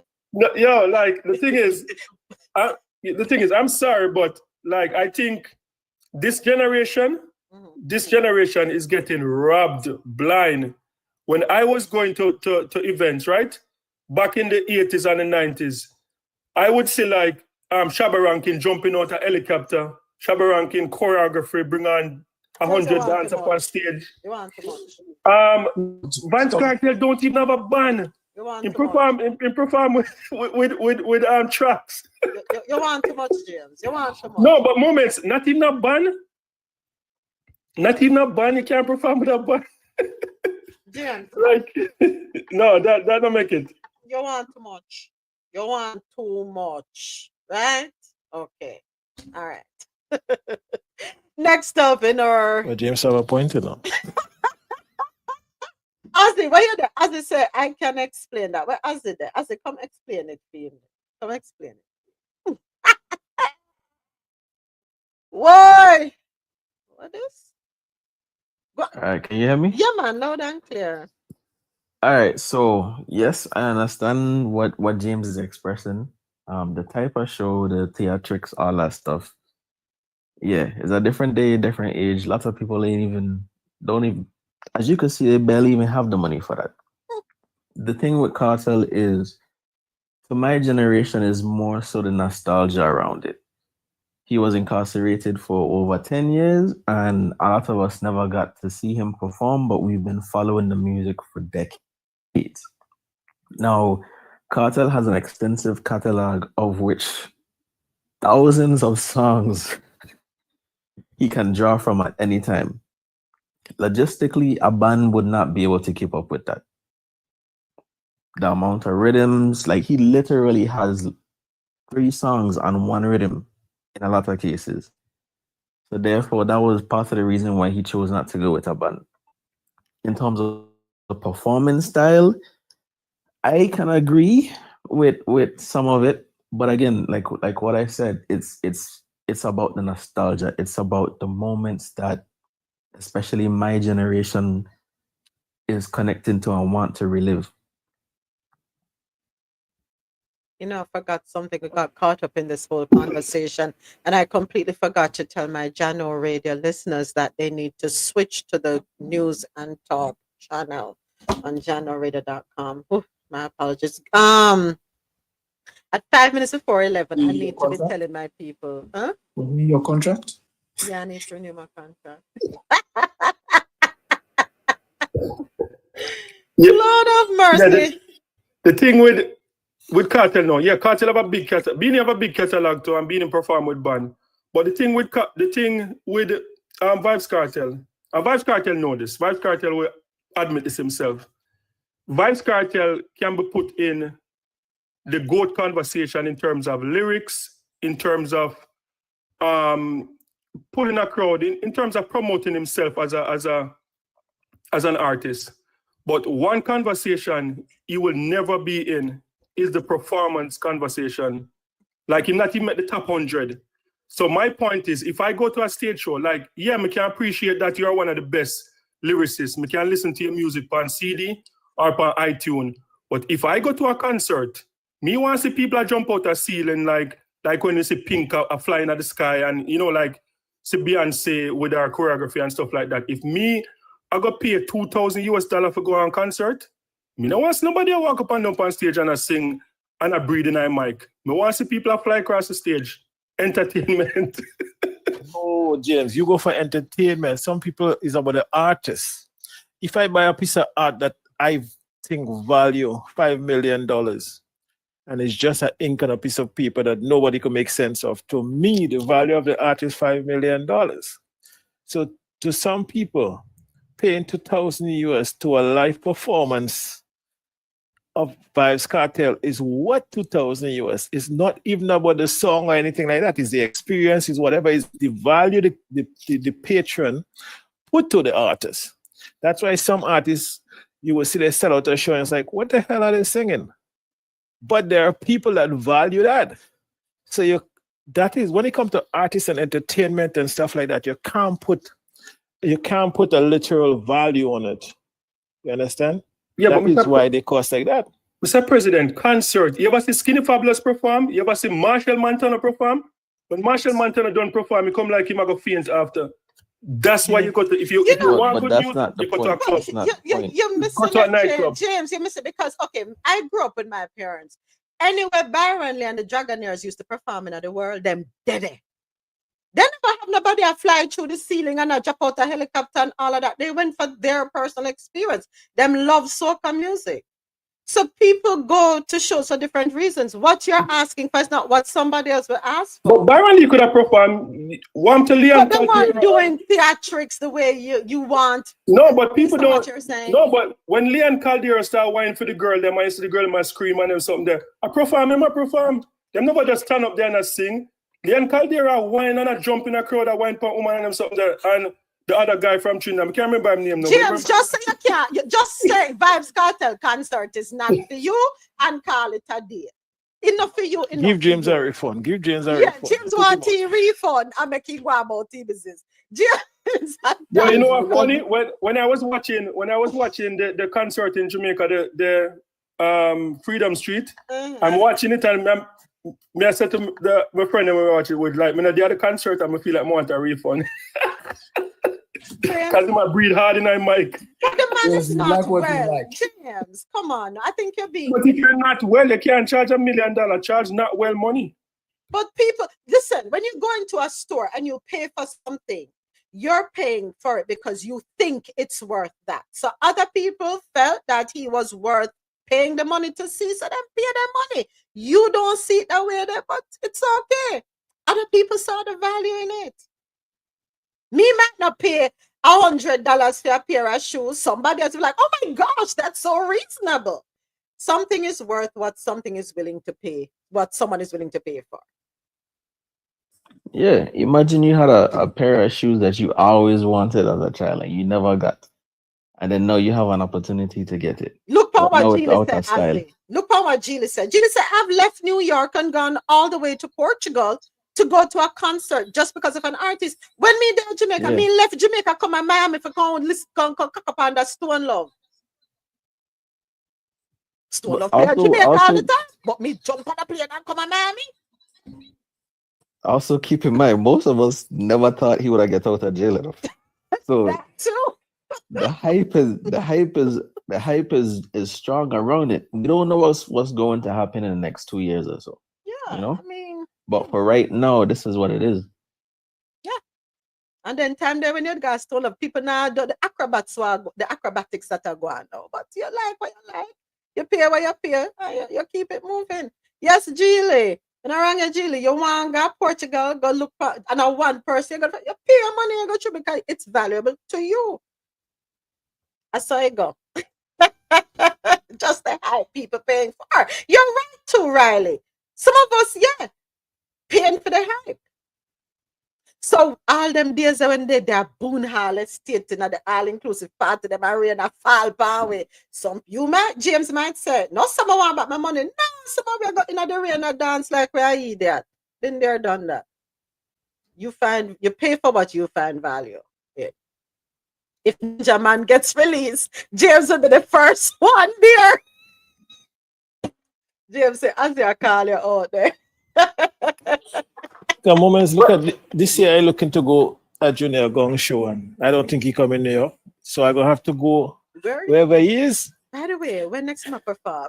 I don't say the upfront and center. Let the locks lick me. I ain't going no show with James because they'll put both of us out. They will take me together.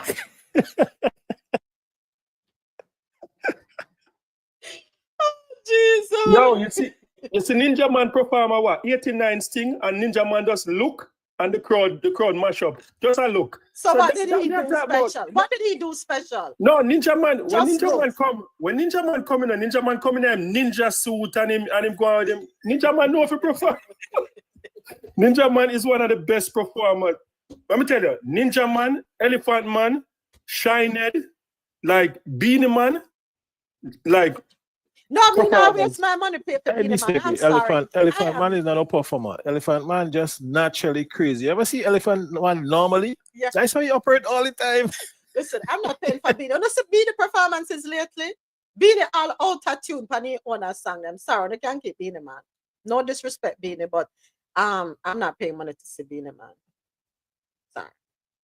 Beanie can have several seats right now. He need to fix himself before. And him never there jail for 10 years. And him out of breath as you say, who is that? No, sir.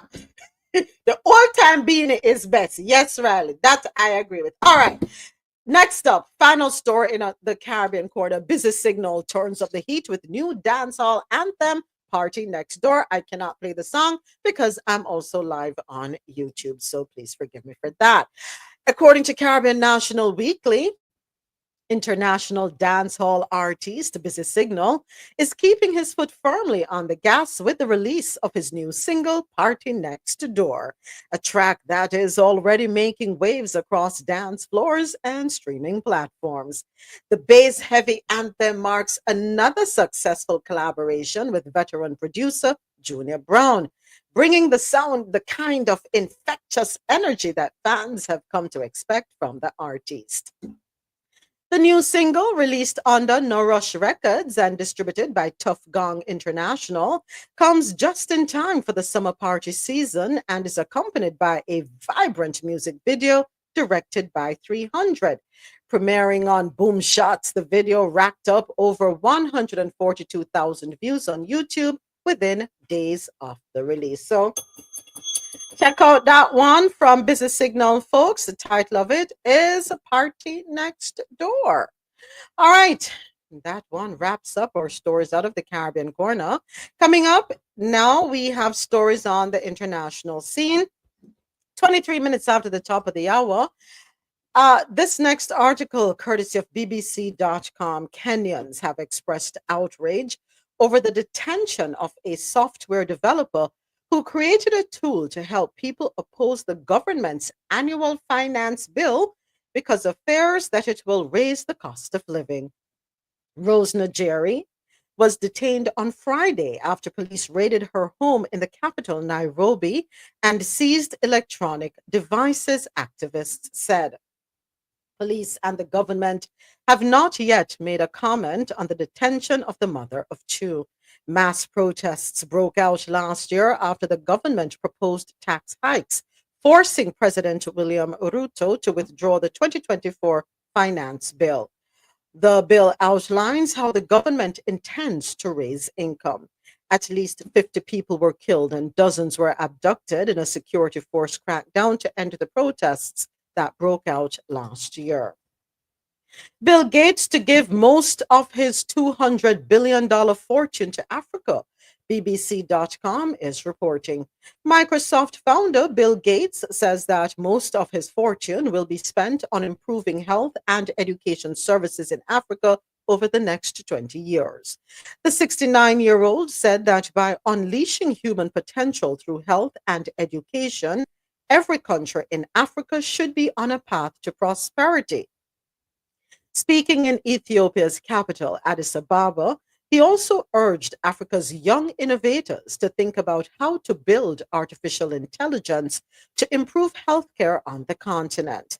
Gates announced last month that he would give away 99% of his vast fortune, which he expects to reach $200 billion by 2045 when his foundation planned to end its operations. I recently made a commitment that my wealth will be given away over the next 20 years.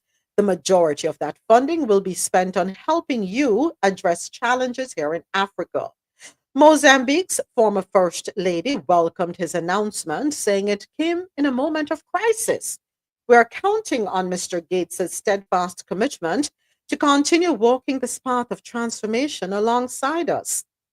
The US government has cut aid to Africa, including programs to treat patients with HIV/AIDS, as part of US President Donald Trump's America First policy, raising concerns about the future of healthcare on the continent. Gates said his foundation, which has a long history of operating in Africa, would focus on improving primary health care. Adesoji, any thoughts on this? This is your continent that he wants to donate $200 billion of his fortune to. Any thoughts, any comments, any concerns? It's akin to someone who has a very expensive kitchen in the middle of a hungry fest.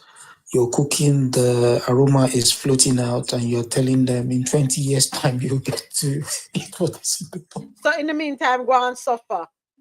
Exactly. Okay. Let's give them the damn thing. Okay. Give them the damn thing if you're going to give it. Exactly. You know, I mean, he said, how much did he say was going to be worth? 200 million? $200 billion in 20 Okay, so years. 200 billion will probably wipe out, let's say, maybe give or take, I mean, maybe about 40 countries' external debts. That's, if you do that, then maybe that will free up their resources to be able to do other things in that 20 years. All of this promising you to give you something. No, give it to them now. And besides, all these self-appointed white angels, I don't even listen to them. I mean, to those that do, then fine, you know. So how do you feel about Mozambique's former First Lady Graca Machel welcoming the announcement, saying it's coming in a moment of crisis 20 years down the road, Graca? I thought she was, I'm happy she's the former First Lady. Okay, so which brings me to her issue. If Graca Machel were to tell me maybe 40 odd years ago that what she just said right now, I'll be clapping and everything. Since they brought you in to undermine Winnie in order so that they can control Mandela, you become a stooge. So let me ask you a question, Adesoji. I'm so sorry. So we have a comment here on YouTube. Beware of the Gates gift, and I believe he is sterilizing Africans allegedly. Well, allegedly or whatever form he takes it. I mean, he's sterilizing mosquitoes. There's no reason to believe that can be extended to people. But you know, believe what you may. But for me, all this, how can I say it without offending the algorithm? Okay, all these people who feel that the moment they say something, you should somehow see them as messianic. I don't get it. Mm-hmm. The best charity is the one that no one knows about. No one knows about. When you're promising the world and are based on a system that you guys control. Yeah? Mm-hmm. So you know the money is going to be worth X amount in 20 years. There is nothing stopping you giving that money now because you're worth that money now. So give that money now and take that money from yourself in 20 years' time. Yeah? Mm-hmm. So that way you can be rest assured. Getting the wife of the ex-wife of Nelson Mandela. I mean, the man lived a very long life, but you know, if they did what they had to do, Ramaphosa would not be harassed by.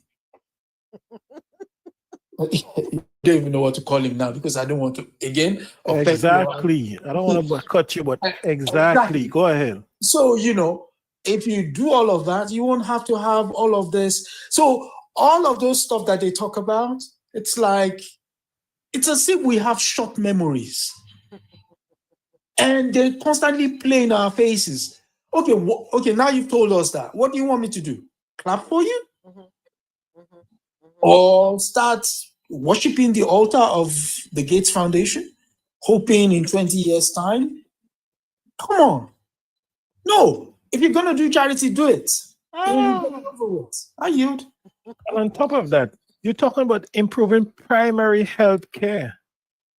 Primary health care. First of all, why is she commending that? That's the government responsibility to improve primary health care. That's nothing like difficult to do.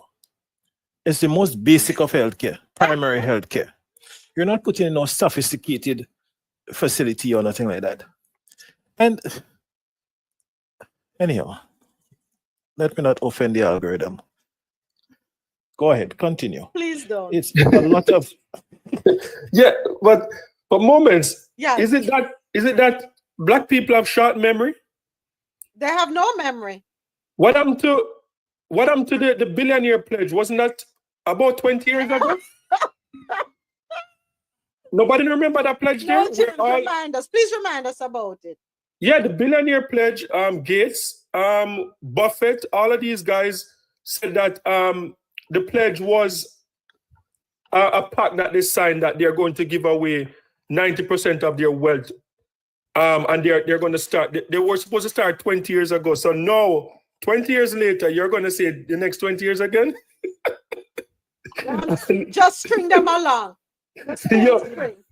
And the thing is that these leaders need to, because I believe that, like, as a government, as a household or whatever, like, I don't believe in welfare.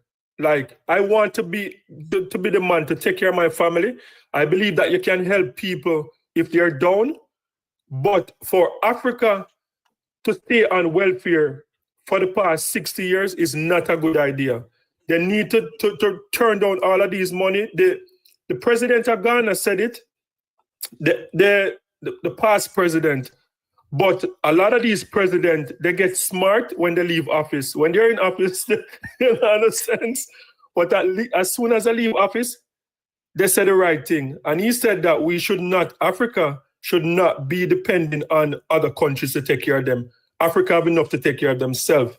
So, and for him to be coming with this now, when there is allegations of switching out seeds in Africa for these farmers that have been farming allegedly thousands of years, and now they're going to bring these type of seed in Africa now that can't reproduce. That don't make any sense. Kick him out and keep on the seeds and make him keep him seed. Yes, kick him out. And I just want to underscore a point. If you look at some of the conversation happening now, Africa is the investment. You understand? Mm-hmm. Africa has the youngest population, the highest projection of growth, the most room for development and stuff. So all of them going to not just land grab, to grab everything in Africa. So they come in with these wealthy promises. They come in with all this, pie in the sky ideas so they could have access to other contracts and so to build the same world they're claiming they want to give away. Kick all of them out. Let Africa suffer until it learns to feed itself. All. No more aid, no more charity, no more donations. Fix our own primary health care. Use the resources. Mm-hmm. Please. Yeah. No, I see it as a means of control and as a means of surveillance. That's all I see. So all I will say is keep an eye on what they're known for: aluminum, copper, gold, rubies, all that stuff. So keep an eye on those resources. Yeah, that's all I'll say. Again, to underscore that last point as he made, it's never been about the people. The people have always been, they've always been what's the last resort? You know, when you have it's like, oh, you're there. That kind of, that's how the people are to them. It's like, what's underneath the ground, or sometimes, you know, even on the surface itself, is much more valuable than the people. I mean, the first foray into the land, they said Terra Niblus, which is it's a land without people. So, and you now have somebody who is promising you something in 20 years. Maybe he hopes that there will be no people. Hey. No, easy now. Not dangerous as anything. Oh, by the way, did you hear about the latest discovery? Yeah, who owns that one? Something Wait, that what's has the been discovery? something that has been used in France, something I think Italy uses it too, but it is more widely known to be used to brew your espresso here in Latin America. Wow. A young lady discovered it. She's like, oh my gosh, this thing. What's that? Hold on. Let me get it. Let me I want to show you. I need to show you the thing that she discovered. Hang on a second. Let me go grab it. Hold on. Soji, sir, should we remove Nelson Mandela's statue now that we find that? No. I mean, the man did his part, but they worked on him towards the end of his age. No, I just think that, like, as now that we're seeing it, that, you know, people are calling Winnie Mandela too radical. But now that we're seeing that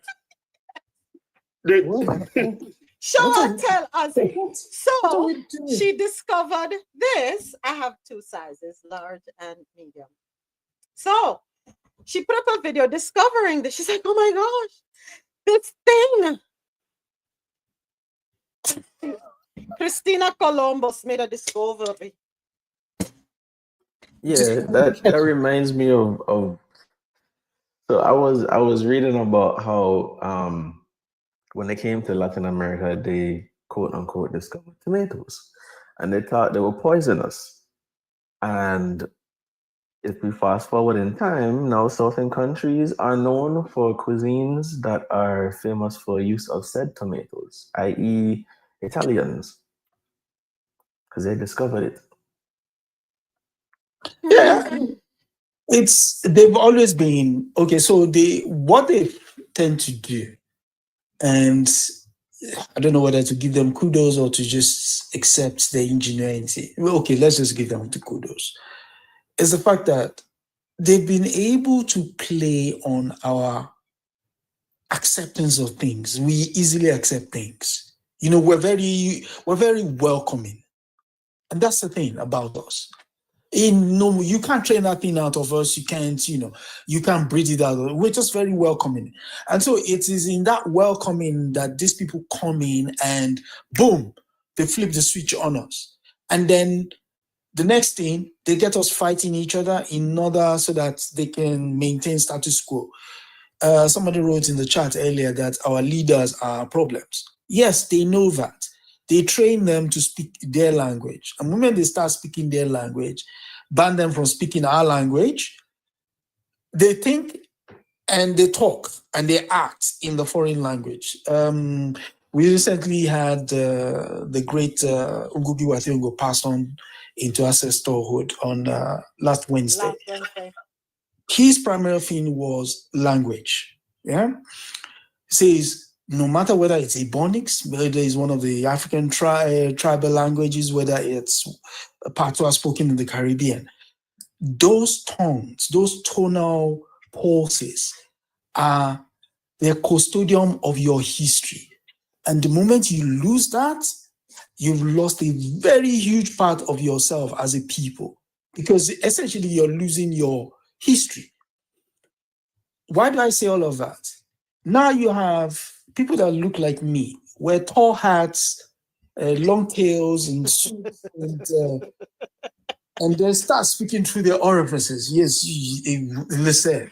Or ladies wear high hats, carry fans around, and and big frocks, and wonder in the house they have birth. Yeah, so, and you begin to wonder, you like, who are you trying to be?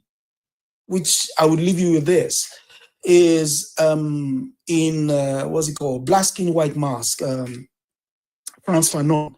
He says the issue is not you trying to be Europeans. The issue is that you leave the Europeans to be Europeans because they're very good at it.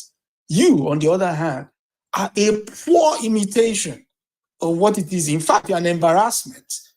Every time you try to act like them, you just look like a fool.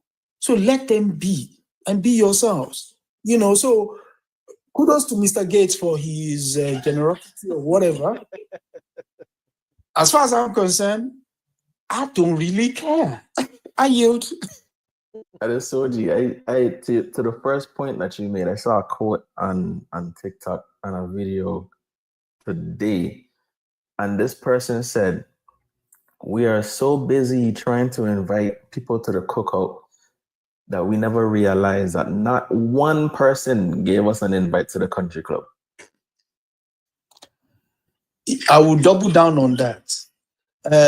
Who was it? Who was it that said it? Oh, it's another late, brilliant woman writer, Amata Aido. He said, half of the time, Africans and Africans in the diaspora, they're constantly seeking for accents, while the Europeans are seeking for access.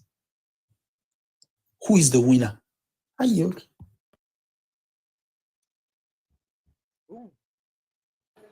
While we're talking about new inventions, you have to congratulate that that guy that just came up with the 3D mud printing technology, so you could build mud house. Oh my God! Oh my God! Oh my God. It's a revolutionary invention, because now you could do it with a machine. So yeah, kudos to that. That's the future there, right? Ladies and It's gentlemen, I do sustainability. apologize on behalf.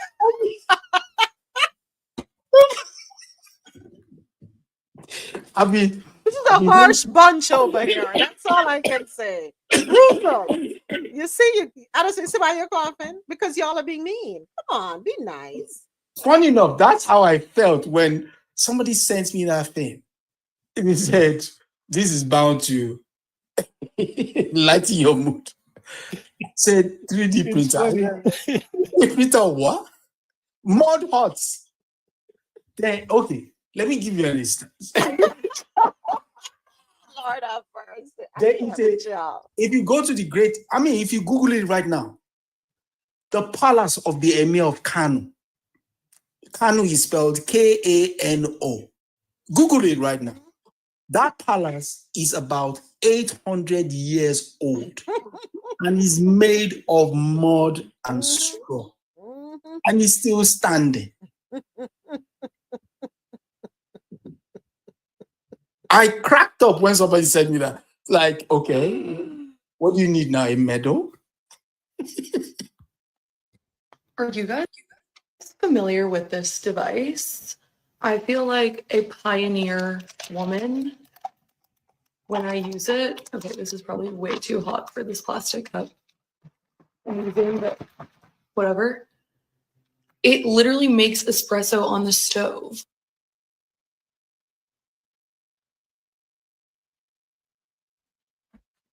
Oh, kudos to you. Wow. Bro, and then she Special- called it the special coffee device.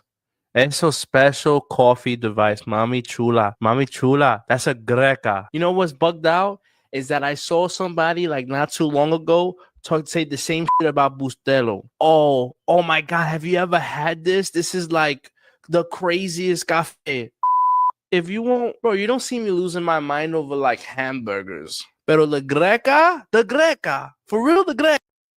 So the cost of La Greca is going to go up significantly because they're fairly cheap, fairly cheap.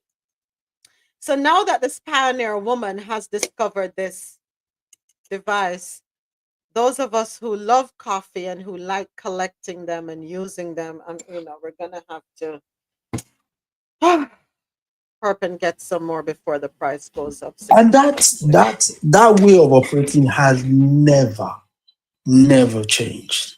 It's just morphed itself into something else. They will take an idea that you had, let's see, that you've already even made, or in some cases forgotten about. And then, oh, can you see this? It's like, which one else do I see? There's another one I see that cracks me up. And when they tend to, you know how we use VIX for somebody, there was somebody else on TikTok, somebody sent me that. I was like, this is stuff that our grannies used to use back in the day. Long before you, oh God, these people, man. Don't forget the back and baby stuff too, where they have the pouch that they sell that you could have carry the kids on your back or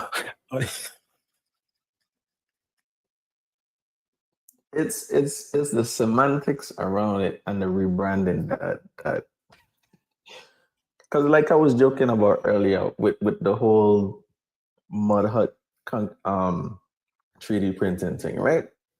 You're seeing words like eco-friendly, sustainable. Like literally what was considered ghetto back then is now considered like urban chic. Like those kind of things. Or if you're going to live in the village, you're going off grid. Right.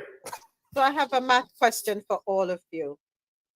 In parentheses, 6 plus 6 plus 6, 6 plus 6 plus 6, right? That's in parentheses. Outside times 0. What's the answer?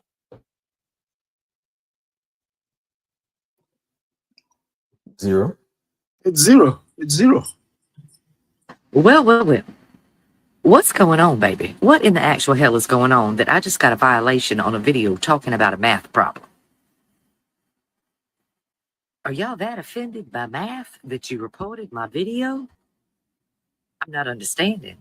Are you that close to the number 12 that you were offended that I said 12 should have never entered the room in this particular problem? I'm going to put the math problem on the screen because even before the video went down, some of y'all came in the comment section and said the answer was 12. The answer to the problem is 0. If you got 0, you're my hero. And if you got 12 anywhere in the fucking equation, I'm going to need you to look to Google or any math calculator on the planet, honey. Oh my God. I'll probably catch a violation for this video too. But the math problem is on the screen.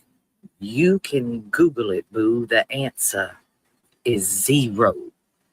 12 should have never entered the room. Hold on. How did 12 even got into the conversation? Did you not say 6 plus 6? 6 right? plus 6 plus 6. In parentheses. 6 plus 6 plus 6. That's 3 6s, right? So how did 12 get into the conversation? Some dumb person. And I guess they were offended, and so they reported her, and her, and to think that she got reported and TikTok flagged it. Now that's the part that gets me. Now we have lost all our noodles. Math. What? No, you guys are looking at it wrong. First of all, you do not have that many 6s in one place. That is the work of the devil. First of all, so you do not acknowledge that last number. Boom.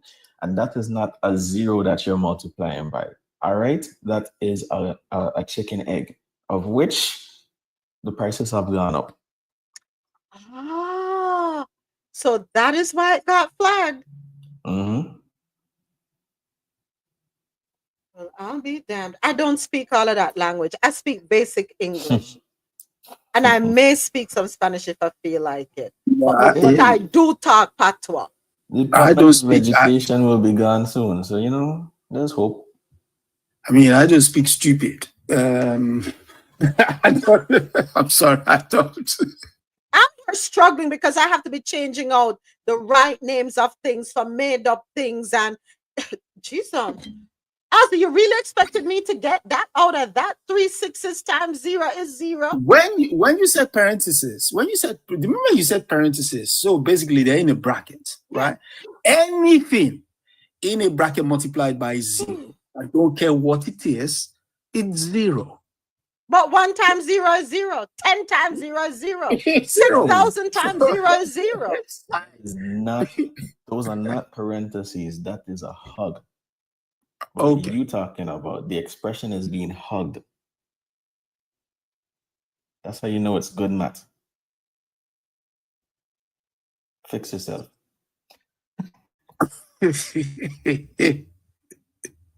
I give up. Exactly. Listen, I don't argue with any rando on the internet anymore. We operate on a different frequency.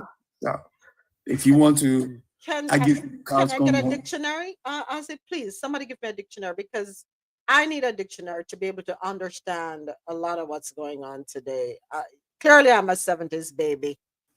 No, there's no dictionary to explain what is going on today, because it's even the dictionary will self-compose if you try looking up or try giving a name to anything around you right now, because you can't even point out the obvious to them. That's the worst part. It's one thing for back in the day, somebody will say, oh, you said this wrong. Probably this is what you meant. No, this ones will argue and tell you don't even know what you're talking about. In the other space that we were before went to, there's still lots of them on there. And right now I just sit in the crowd, laugh, and they just act like good background sound. That's it. You're good. You're good. You're good. I have to congratulate you. Your tolerance level is through the roof. I'm here. You're way up here. I'm here. There's only so much BS I can put up with and tolerate at a soldier. I don't know how you do it, but you know something, as I've said before, anyone doing a psychology major, or if psych is any part of your course, social media spaces like CH and FB and TT are great places. And even Insta sometimes. Yeah, and the twat. Yeah. And even TS. Good places to go to study human behavior, and write your paper. There's a lot of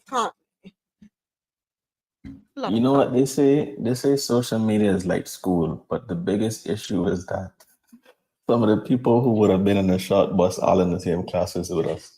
Okay, then, in stories out of North America, 8 minutes before the top of the hour, I want to say thank you to everyone listening on JanoRadio.com News and Talk channel, QFZRadio.com for quality music while you work or play, and MadMusicHouse.com for any genre, anytime. Thank you to everyone here with me on YouTube, and thank you for my TikTokers. So, news out of North America. Let's get started with some videos, shall we?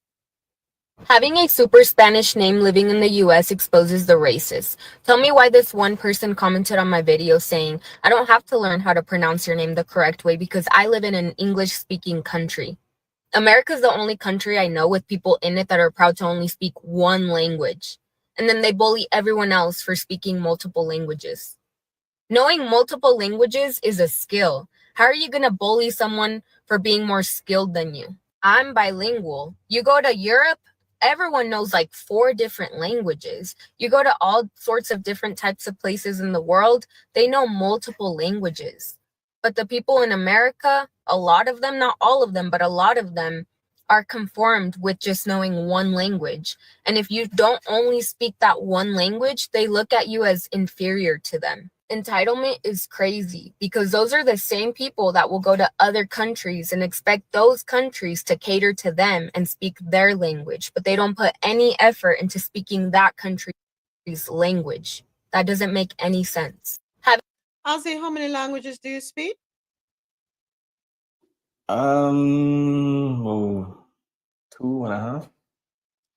Adesoji, how many languages do you speak?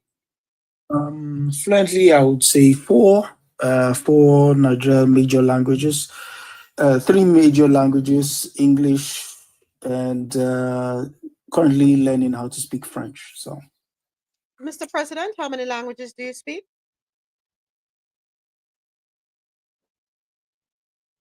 oh, the one more as well. That will be 6. Love languages also. Where is Ja? I consider I speak one mostly. I speak a little Spanish and so on. I don't, because I'm not totally fluent, I don't consider that I speak But it. you can help yourself, right? I could survive in a Spanish speaking country, yeah. All right. So those of us in the US, please do not let them know you speak more than one language. Okay? Please don't let them know. Well, yeah, she said something earlier there that she said English speaking. Who said the United States is English speaking? There's nothing We had an executive order signed by that it's what? the official language of the United States of America. Is what? English. It's English. Okay. Okay. Okay. So Once you call those me an of us executive who order, are bilingual, trilingual, multilingual, please, we have to keep it on the DL. We cannot let it be known that we speak more than one language. All right? Please and thank you. That's a warning. You know, I mean, I don't know what to tell you. Expand your horizons, probably. Take up a book. Go to Babbel, go to Google, go to YouTube, go learn another language. I mean, don't knock those of us who are able to speak another language. you see, there's a thing about a civilization that is going out of kilter. They often box themselves in, and once they do that, it's like, say, if you want to deny oxygen, if you deny fire oxygen, then obviously it will peter out. That essentially is what they're trying to do to themselves, and unfortunately, why get in the way? Just let them get on with it. I yield. It's interesting though. Like America is going through a massive rebrand right now. Because if you remember, the slogan was always, "We're a nation of immigrants. Give us your poor." And look at that now, And it's interesting too, because remember, a lot of these states, especially the former colonies, were established as settlements from peoples of different countries. And we see remnants of that today, like how Harlem is literally named after Harlem in the Netherlands, And it's interesting to see how, within a stroke of a pen, what was it, last month? Mm-hmm. So English becomes the official language, and all of this stuff is going on. And most of the people who are making these decisions barely even have a grasp on that one language. They can't even speak it properly. That's the part that get me. A lot of them saying, "Oh, you need to learn to speak English." They don't even know their past tenses properly. They don't know their tenses properly. Let me say it that way. Because now I'm sounding like them. They can't even tell you the past tense for take. They can't tell you the past tense for shake. They can't tell you the past tense for anything. But you gotta speak English. You're in the United States of America. You're asking for too much. Oh, sorry. I like your impression of MC Grit. Now, if you are going to Puerto Rico, if you are going to any island in the Caribbean, do some research about the nature there. Those Puerto Rican coqui frogs is the perfect example of how expendable life is to some people. It is the perfect example of how entitled people feel to end life and to erase culture if it does not personally add value to them. I've been listening to Puerto Rican content creators talk about this issue, and not that it's necessary, but you just get a sense that those frogs have like deep emotional meaning for them, especially those who have moved away and no longer live in the territory. Just the sound of the coqui frog can bring them back to like core childhood memories special memories for them, which makes this even more devastating. And for that, I am truly sorry. The act of pouring illegal chemicals on animals is obviously wrong, but it's the mindset behind that action that is the most concerning. Birds chirping loudly outside of my window on a Saturday morning when I want to sleep in is obviously annoying, and yet I have never even considered harming one. You take your behinds and go to Puerto Rico. The Coquis, they're not troubling anybody. They're a part of the nature. They're part of nature. And because you find their noises annoying, you want to kill them, unalive them. The Yeah, man. entitlement. Leave the coquito and take away the cookie frog them. We have them in Jamaica. When night come down, beautiful sounds if you have your windows open. The sounds of nature as the time passes throughout the day. When evening comes and you hear the birds going home, we have some trees around us and you hear the parakeets settling in and they're having their evening conversation. And then as the night comes, now you hear the insects and the cookies and come on, people. As morning lights, you hear the sounds of nature again. No. As Jenny said, the tourists go to St. Lucia and complain about the roosters crowing. But it's part, when you're there, you don't hear it after a while. The crickets, the frogs, you get used to it. But that is when you know you live in an environment that is biodiverse. So there is a certain balance to it because it all has their role to play. But we are so, anyhow. You go to an island. And I love the people them things. Can you imagine? I mean, here, our thing here is budgies in the morning and early part of spring. I didn't even know what the sound was before, but it sounded like a human cry. But soon realized that it was female foxes coming out, calling out to their male mates, come and get it, that kind of thing. And so when somebody told me, I was like, how did you know that? It's like, you look around you. After that calling season, which is just about 2 weeks, you see tiny, babies.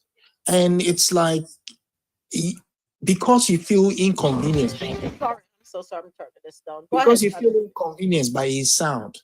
Imagine coming to Nigeria and you hear the rooster in the morning. Cuckoo, and like, you want to what?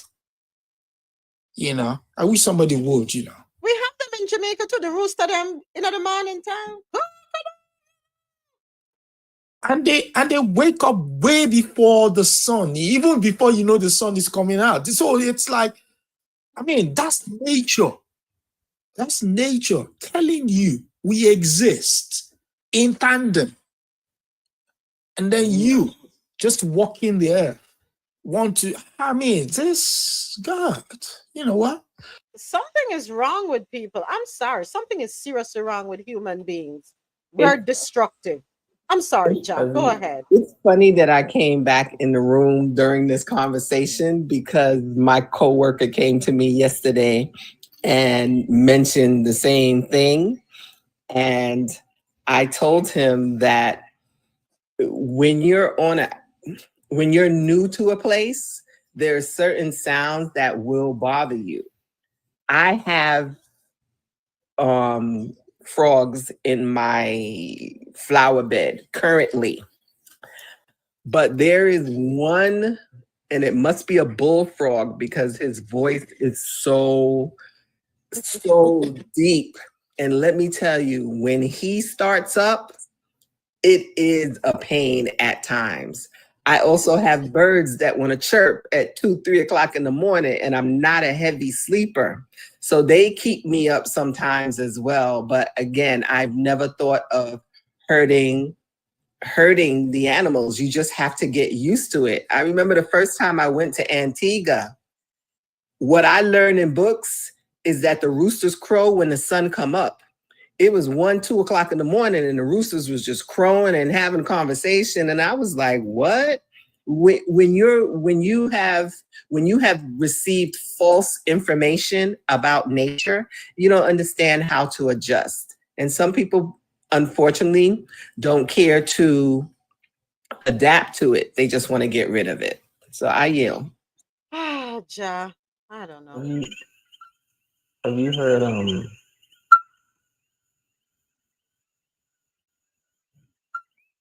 say if you don't like it, go home. That's music. That is music. That's nature's music, man. Damn.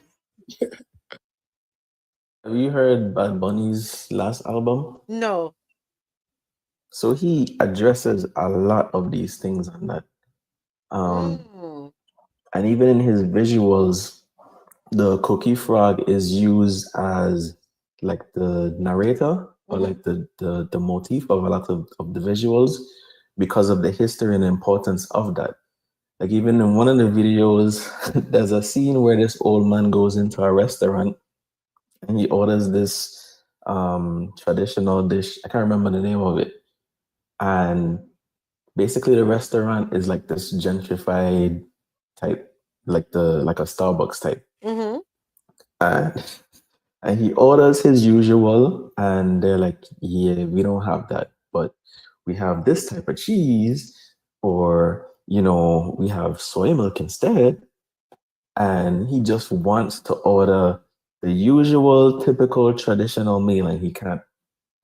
And everyone in the restaurant is looking at him like he's crazy because he's speaking in Puerto Rican Spanish and everyone there is speaking in English.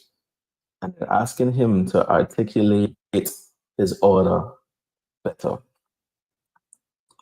Then Is it me or is it Ozzy? he has this song that I hear him. It's probably me. It's probably me then. Okay. Go ahead, Ozzy. Sorry. But even though he has a song in there called, the translation is What Happened to Hawaii, and it addresses a lot of the history and systemic issues as well. And the name of the album is called Debí Tirar Más Fotos. I need to go listen to it. It's very deep. You should check it out. I'm gonna listen to it. Yeah, I'll listen to it today, as a matter of fact, because I have to be on the road later on this evening. So I'll definitely listen to it. But yeah, listen to these beautiful sounds.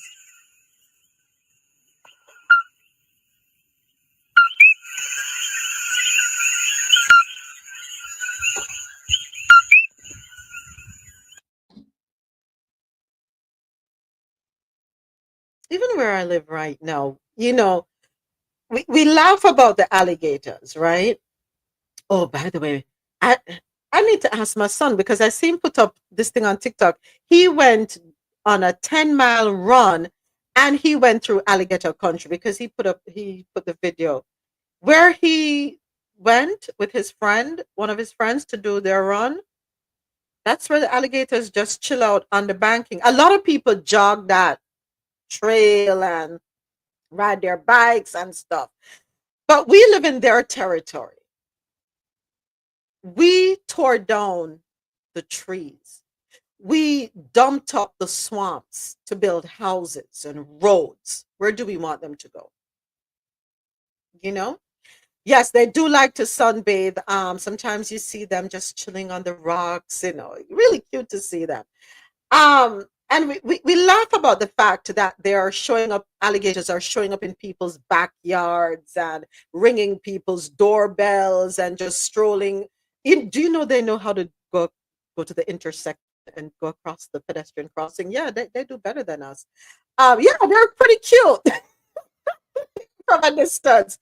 When I go walking, if I decide to go around the entire main road, I go past 2 ponds and the signs are there. Alligators live there. You know what I mean? You better pick up your speed when you're walking if you ever see one peek out. But we're in their territory. We exist in their spaces. And then we have a problem with them. In my backyard, as much as I complain about these lizards that they don't use the bathroom in the grass. Them come on the back patio and That's where them choose to put on them business. And I'm constantly having to clean. But you know what? I'm not gonna unalive them. You will see them running all over the place at a certain time of day. I'm not gonna unalive them. I'm in And they their eat other space. insects. And They they eat other thank insects you. around. Yes. Sometimes there are frogs all around. I don't trouble them. They're there for a reason. And I have to remember I am in their space. They take care of the mosquitoes, they take care of whatever. Gone are the people them country. Gone complain about the people. Listen to that. And it's so cute. Look at it. You go to Mexico and you go and tell the people to shut off their music and stop the noise. You go into restaurants, you don't see something that you're accustomed to. You want to tell the people there they need to accommodate you. How about trying to fit in? Try to fit in. Anyway, as I said, nope. All right, so Broward businessman gets 23 years for $100 million Ponzi scheme targeting Haitian immigrants. This article courtesy of Caribbean National Weekly. The owner of a South Florida trucking company was sentenced to 23 years in federal prison on Friday for orchestrating a massive Ponzi scheme that defrauded thousands of working class investors, many of them immigrants from Haiti, Cuba, Colombia, and Venezuela, out of tens of millions of dollars. According to a Miami Herald report, Sanjay Singh, 45, the former president of Coral Springs based Royal Bengal Logistics Inc., was convicted in November of conspiracy, wire fraud, and money laundering. Prosecutors said he raised over $158 million from investors between 2020 and 2023, promising double-digit return. Okay, I don't have to read the rest of the article. People, we have said this several times. Anything that is promising you a double-digit return on your money, think twice. I ain't lying. Think twice. Did you say federal prison? Yeah, he'll be all right. He'll be out in 2 weeks. He'll be all right. I know someone who knows someone who can get him a pardon. The money right? Just donate Money's $1 great, million. as long as the money's great. Just I mean, come on.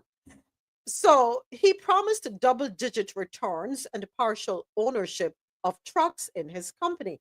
But instead, Singh used the money to pay off earlier investors and fund his personal lifestyle, according to court records.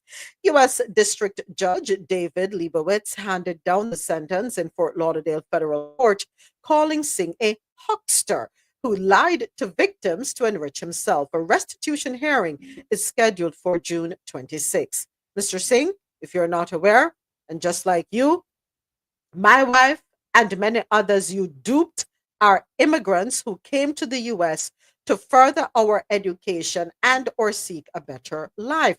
One 66-year-old victim wrote in a letter filed with the court. You stole our happiness, our retirement, our financial freedom, and our money that we entrusted with you. The man said he had to come out of retirement after losing his life savings. Mega said this again. Anybody come to Uno with a scheme promising Uno a return on investment, and the return on investment sound a little bit unbelievable, that is your, what you call it, intuition kicking in. That's the God within telling you, go the other way, turn the other way. How much times we tell people on the show, Jesus. do not take your savings, your retirement, and put in these get rich investment schemes. People, the S&P 500 average about a 10% return annually on a long-term basis. And much people could be that. There is not much money manager could and anytime somebody guarantee you a return, And don't even read the fine print. Anybody say, I guarantee you. These are words you do not use in finance. Nobody can guarantee anything. Run and do not take your investment, do not take your emergency savings. Anything you're putting it into this kind of investments or in investments, make sure it's surplus or make sure you know what you are doing. Because people will sell you anything, once you're willing to buy it. Do not take your investment, do not take your family money, do not. Ayo. I don't know, Mr. President, we have said this all, but you see, so many people are desperate, and desperation is causing a lot of people to lose. They are not paying attention. They're not thinking critically. They're not running the numbers. They're not asking the pertinent questions. Anything that seems too good to be true, folks, it probably isn't real. Double-digit return on investment. You stand a better chance taking that money, buying an old condo, renovating it, and flipping it. You know you might be able to sell it. Let's say give yourself a year to offload it, and then you may see a 50% or 100%. Real estate is the real gamble out there, and even that you have to be careful with. And real estate is a game that you have to play for the long haul. Think about it. And you're so right.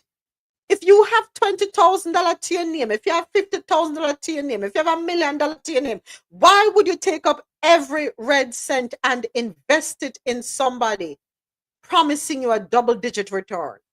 Be smart about it. Take out what you can afford to lose. If you know you can't afford to lose it, don't do it. No.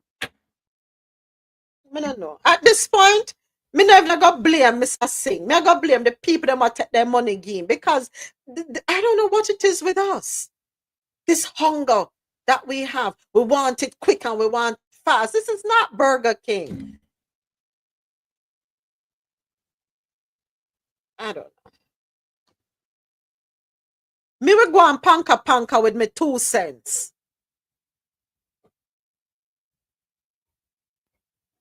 It's unfortunate this happened to y'all. A split Supreme Court declined on Monday to hear a challenge to a state ban on assault weapons, semi-automatic rifles that are popular among gun owners and that have also been used in multiple mass shootings. This article, courtesy of the Associated Press via WSVN. The majority did not explain its reasoning in turning down the case, as is typical. But 3 conservative justices on the 9-member court publicly noted their disagreement, and a 4th said he is skeptical that such bans are constitutional. Justices Samuel Alito and Neil Gorsuch said they would have taken the case, and Justice Clarence Thomas wrote separately to say, the law likely runs afoul of the Second Amendment. Thomas wrote, I would not wait to decide whether the government can ban the most popular rifle in America.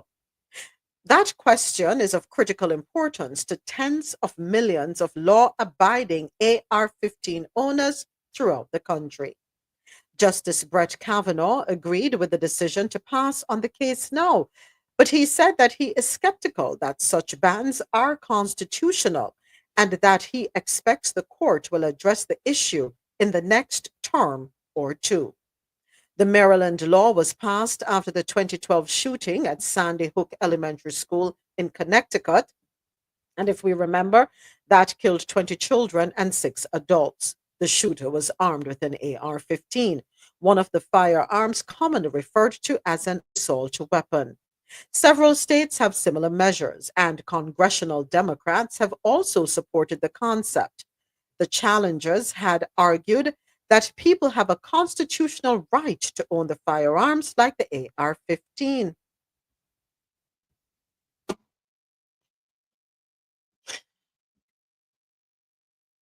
I'm not saying people can't own weapons, but why do people need AR-15s? Quite honestly, are we We're going to war with each other? If the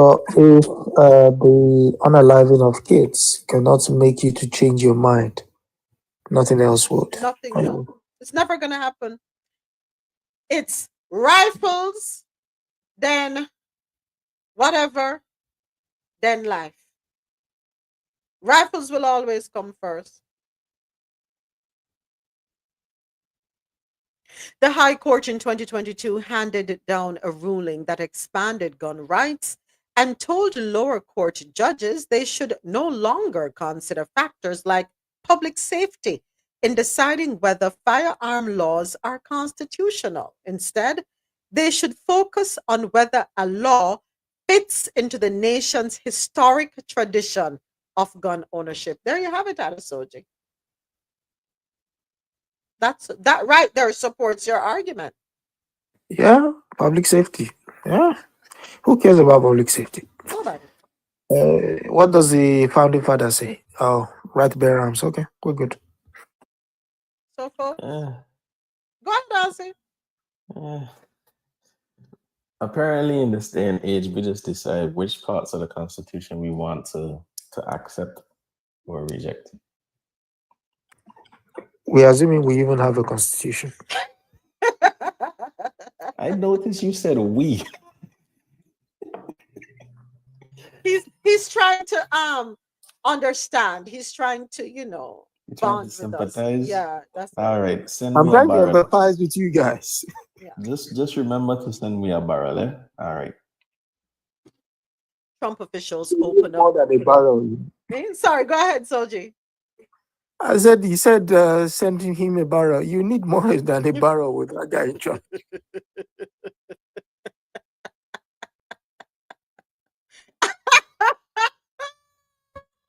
You see, all of a sudden, it's no longer we.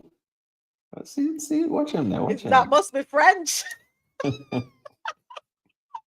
No, I just realized what I was getting into, so I quickly jumped out. Sorry. Trump officials open up millions of acres in Alaska to drilling and mining. This article, courtesy of TheGuardian.com. Millions of acres of Alaska wilderness will lose federal protections and be exposed to drilling and mining in the Trump administration's latest move to prioritize energy production over the shielding of the U.S.'s open spaces. Drill, baby, drill. Doug Burgum, the Interior Secretary, said on Monday that the government would reverse an order issued by Joe Biden in December that banned drilling in the remote 23 million acre National Petroleum Reserve, Alaska, the New York Times reported. Well, did he say National Petroleum? Reserve. Oh, okay. Leave them to the bears. Can you imagine when the bears run them out? No, they'll pew the bears, no? That's grizzly country, isn't it? There you go. No, it's not grizzly. And then what is going to happen to the salmon when we have the Down oil there. spills and the salmon get the environmental concerns? Not because we have it means we need to drill for it. Not because we have the trees mean if we chop them down. Go ahead, Adesoji. You know what's funny? What's funny is even without doing all of that at the moment, the United States is one of the largest producers of oil in the world. Without doing any of what they're about to start doing. So there is no basis for it. I mean, the fact that he puts Joe Biden's name in there suggests it's all about just getting one up on the guy who was previously there. Remember he did that with Obama? Everything. Yeah. And they live rent-free in his head. Yeah, so how little can one be? And the fact that you're going to basically destroy a natural habitat in the interest of what? I'm glad you said that, Adesoji, because these lands are home to the caribou, those huge animals that look like there, Yeah. migratory birds, and vital subsistence resources that indigenous communities have relied on for generations.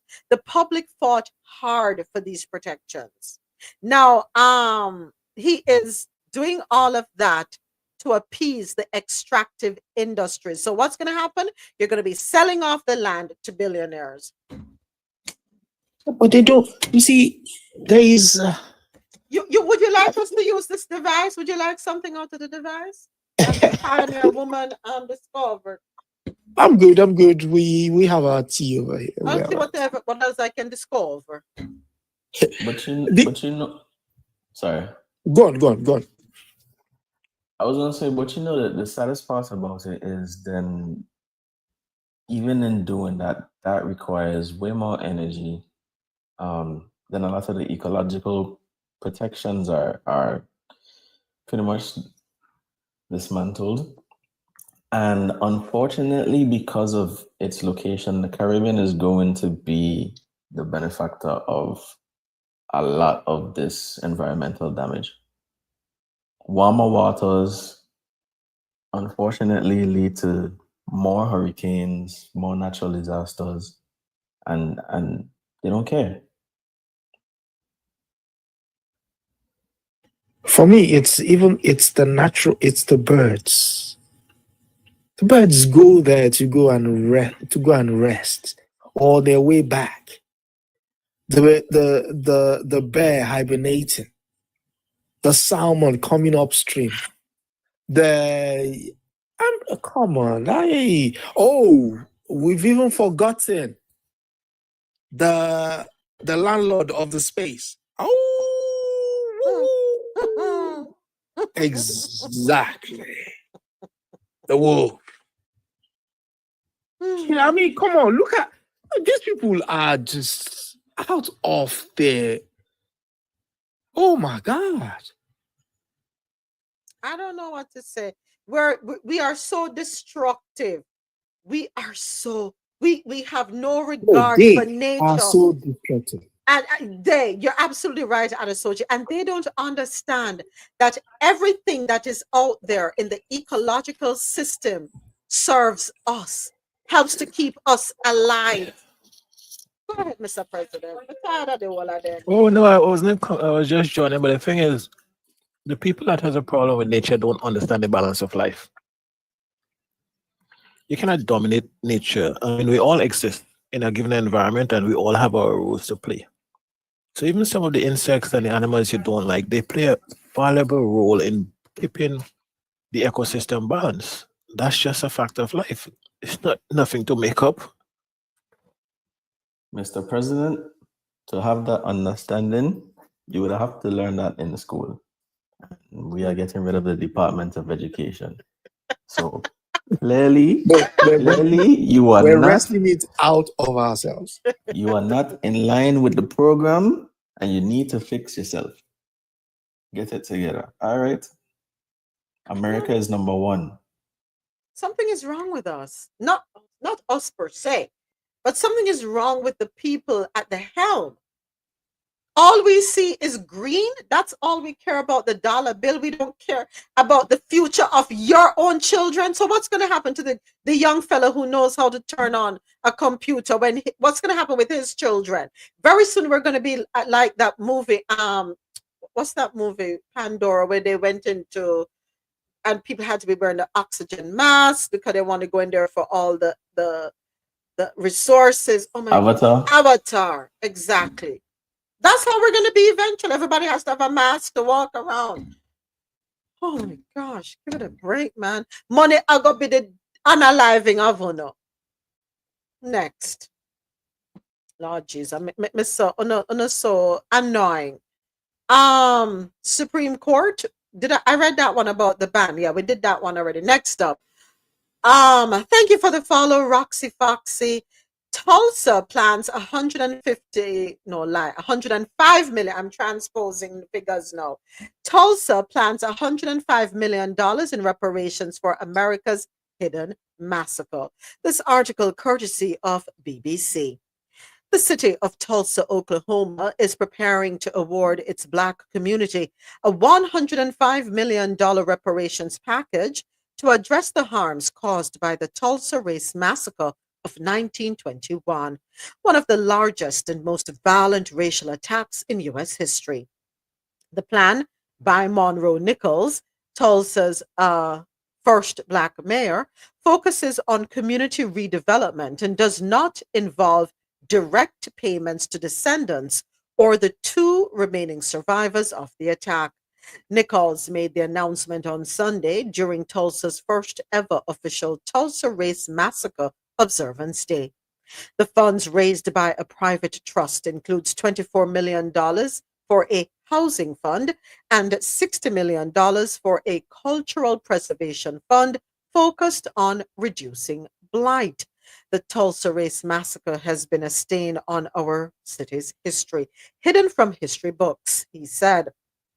That tragedy, he said, was compounded by economic harms that followed, namely the building of a highway to choke off economic vitality, perpetual underinvestment, and intentional acts of redlining, where Black people were denied home and property loans. Now it's time to take the next big steps to restore. The plan is called Road to Repair, and its funds will be managed by the Greenwood Trust.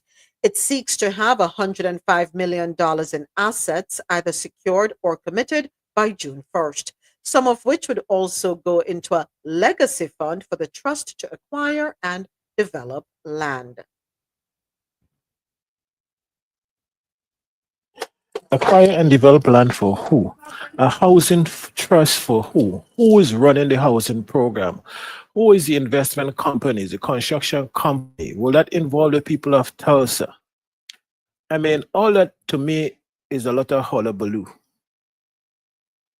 That trust will just enrich the same people who probably raised the fund for the trust.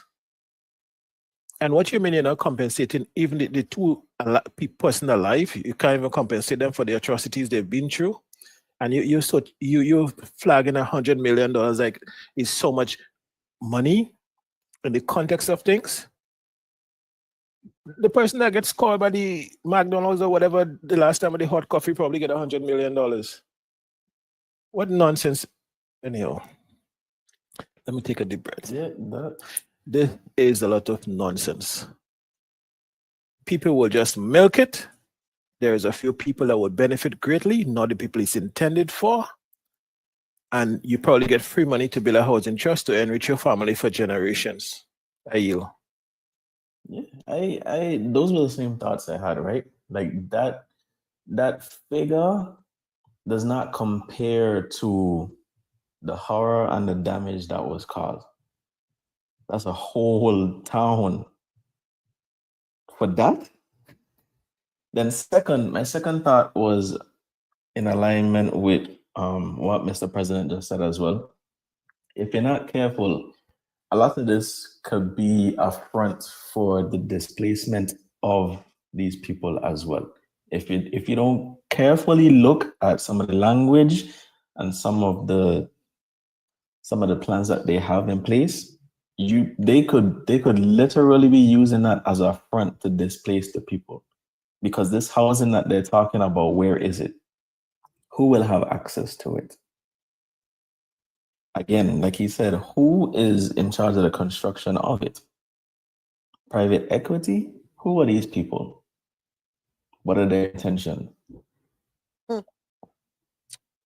Well, so I'm seeing here in the article, it says Evanston, Illinois, which is just outside of Chicago, became the first city to make reparations available to its Black residents in 2021 by offering qualified households money for expenses such as home repairs and down payments. Yeah, but this is not like the good president said. This is not to a specific group of people. This just said Tulsa. So in a story, don't know even how that story was filed. Normally the story is what, who, why, what, and how. Yeah? So the what happened? Calling something a tragedy is making an egregious event a very passive thing. What happened there that you're putting up 100 million? You can't call that a tragedy. That was, what it was. It was systematic massacre. So to call it a tragedy is as if it happened. Now nobody knew what happened. It's well documented. Yes, maybe it's only coming into people's purview now, but it's well documented. So the moment you start hiding behind that, then obviously you're still very much afraid of something. So what else are you afraid of? And then to say, oh, well, the money will be set aside for, how did he describe it? Yeah, be set aside for building what? What are you going to be building? Yeah, a house. For whom? Why would you build those houses? And you said to reduce flight. Flight from what? Flight caused by the fact that that event itself happened is the reason that place suffers in terms of investment. So again, if you do not treat history kindly, then you continue to dance around the problem. Well, you can clearly see that it is a problem because you can't even talk about the past. Can you imagine how afraid one has to be not to be able to talk about the past, but yet you're setting aside money to deal with said past, but you can't talk about it. Wow. Wow. Ah, boy. That's it for stories out of North America. I think so. Yeah, we're done with stories out of North America. Believe it or not, news. I want to jump to believe it or not stories real quick. A Maryland woman charged after police say she hit child who called her Miss Piggy on a flight from Florida. According to WJZ via WSVN, a woman from Maryland is facing charges after police in Florida said she hit a child who made fun of her weight on a flight from Orlando. Charging documents WJZ obtained says she slammed the child's head into the window of the plane. The incident, 46-year-old Christy Crampton from Hagerstown appeared in court earlier this week, facing child abuse charges after that disturbing incident on an Allegiant flight from Orlando to Hagerstown on Memorial Day. The document states she began hitting the juvenile with her fist and then a water bottle and slammed his head into the airplane window. Police did not detail Crampton's relationship to the child. She told authorities he became disrespectful during their trip to Disney World. And when they got on the plane, they got into an argument, and the juvenile began calling her fat and Miss Piggy.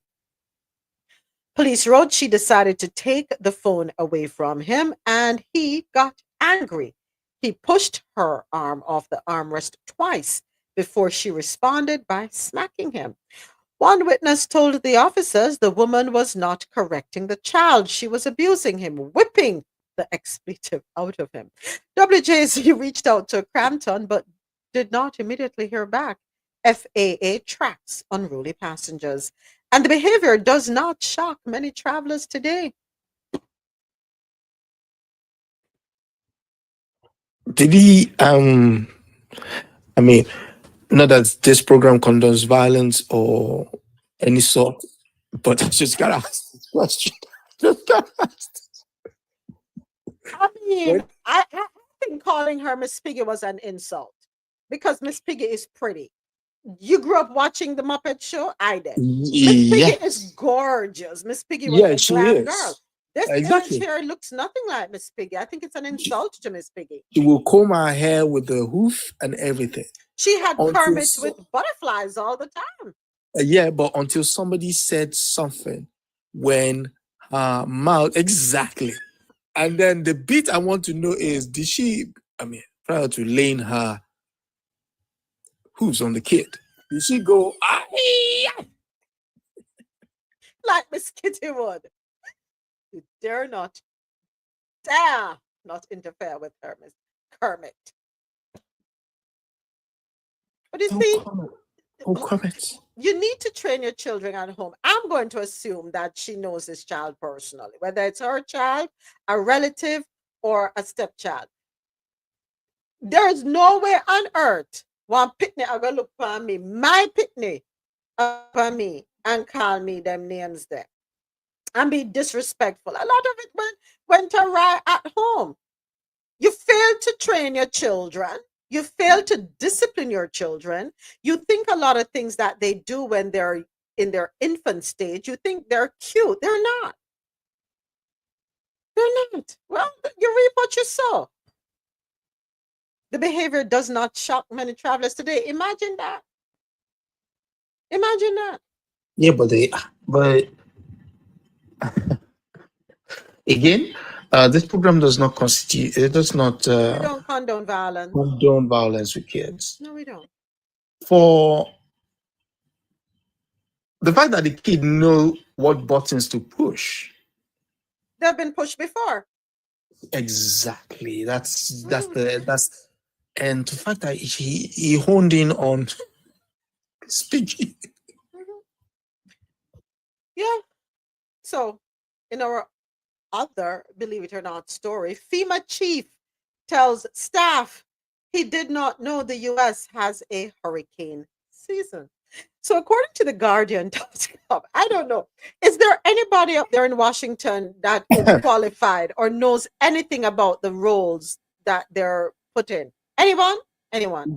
Girl, you need to stop right there. You don't even need to go any further with that story. So, staff of the Federal Emergency Management Agency were left baffled on Monday after the head of the U.S. Disaster Agency said during a briefing that he had not been aware the country has a hurricane season. That is according to 4 sources familiar with the situation. The U.S. hurricane season officially began on Sunday and lasts through November. The National Oceanic and Atmospheric Administration forecast last week that this year's season is expected to bring as many as 10 hurricanes. The remark was made by David Richardson, who has led FEMA since early May. It was not clear to staff whether he meant it literally as a joke or in some other context.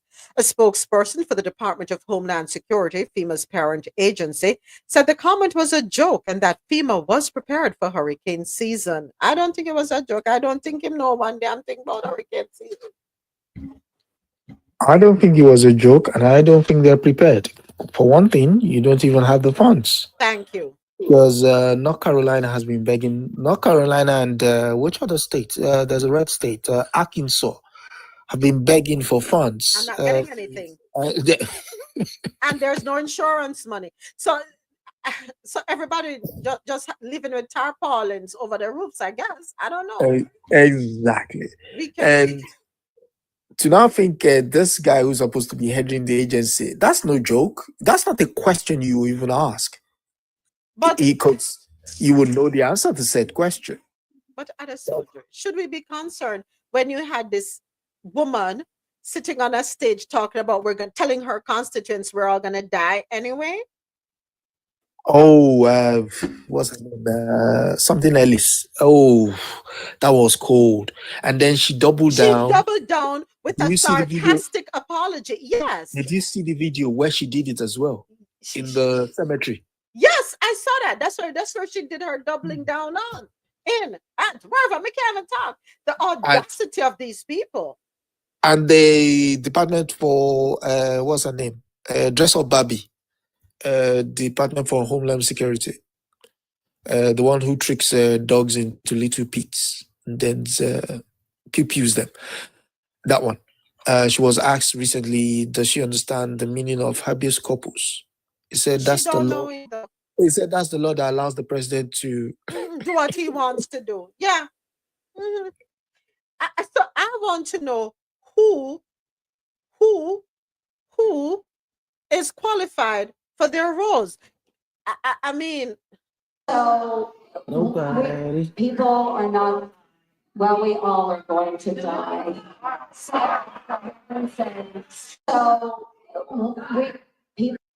yeah, we're all gonna die. That is her response to the concerns of her constituents who are going to be losing their Medicare, Medicaid.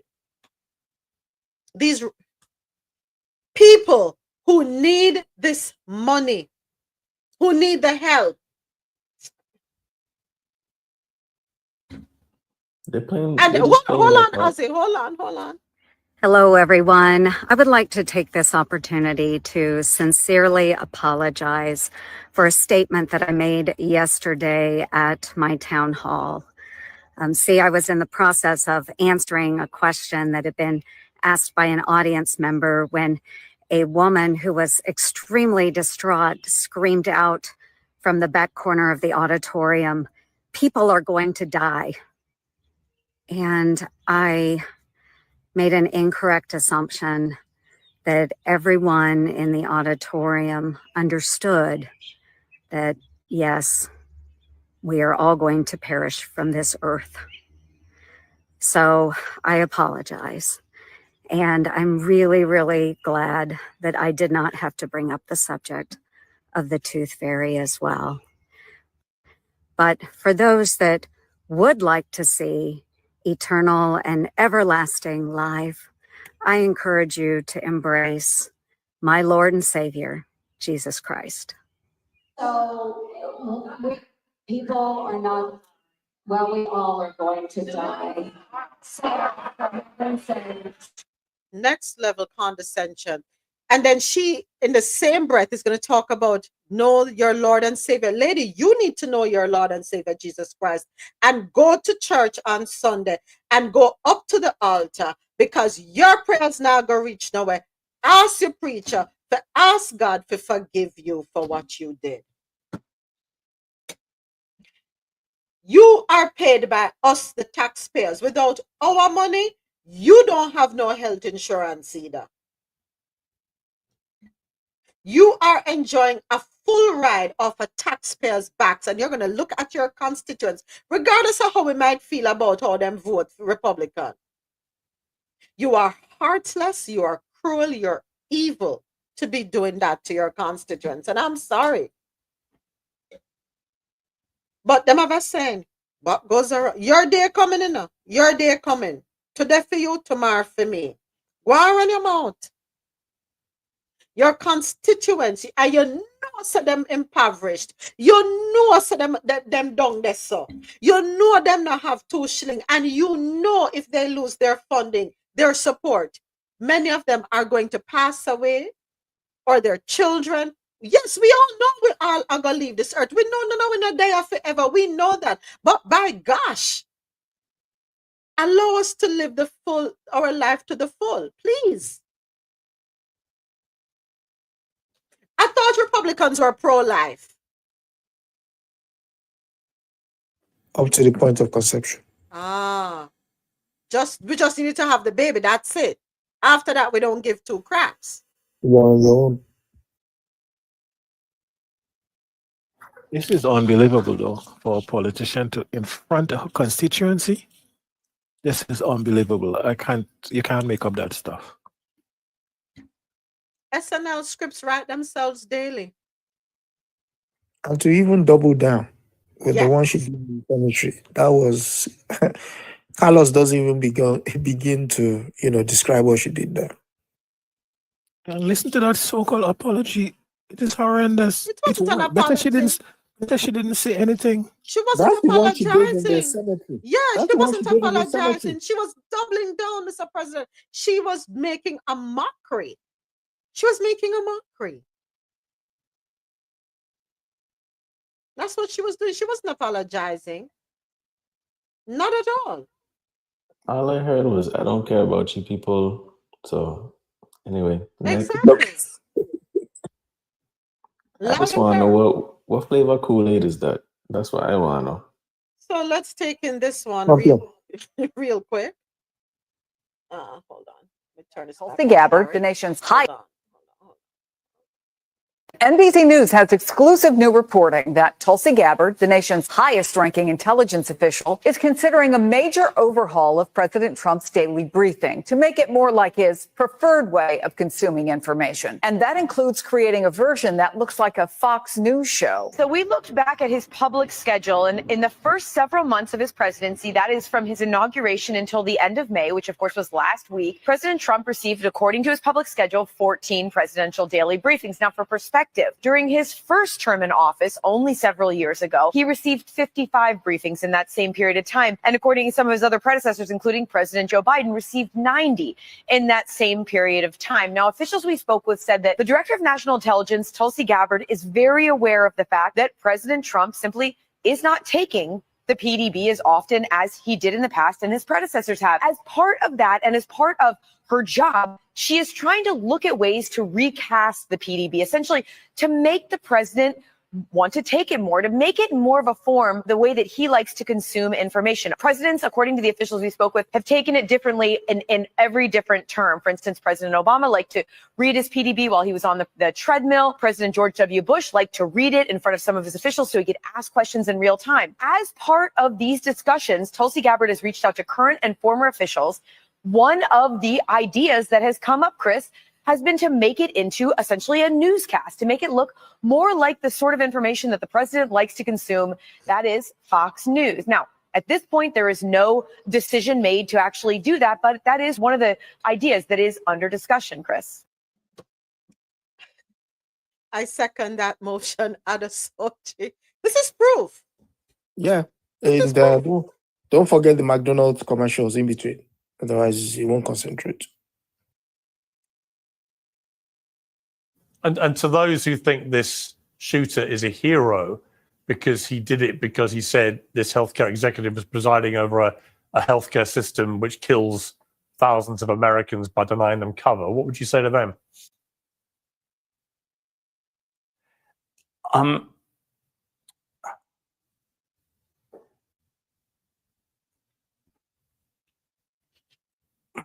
It's coming. It's I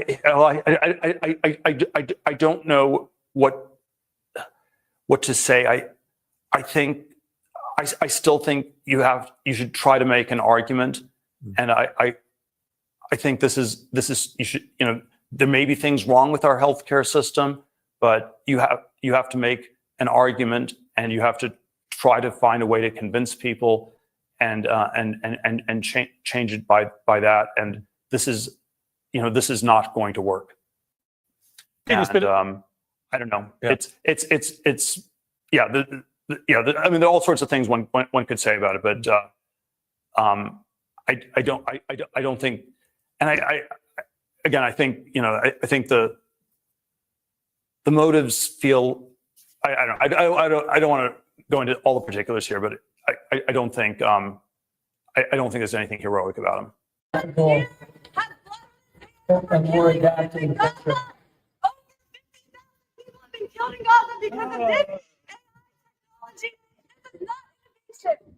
Peter Thiel.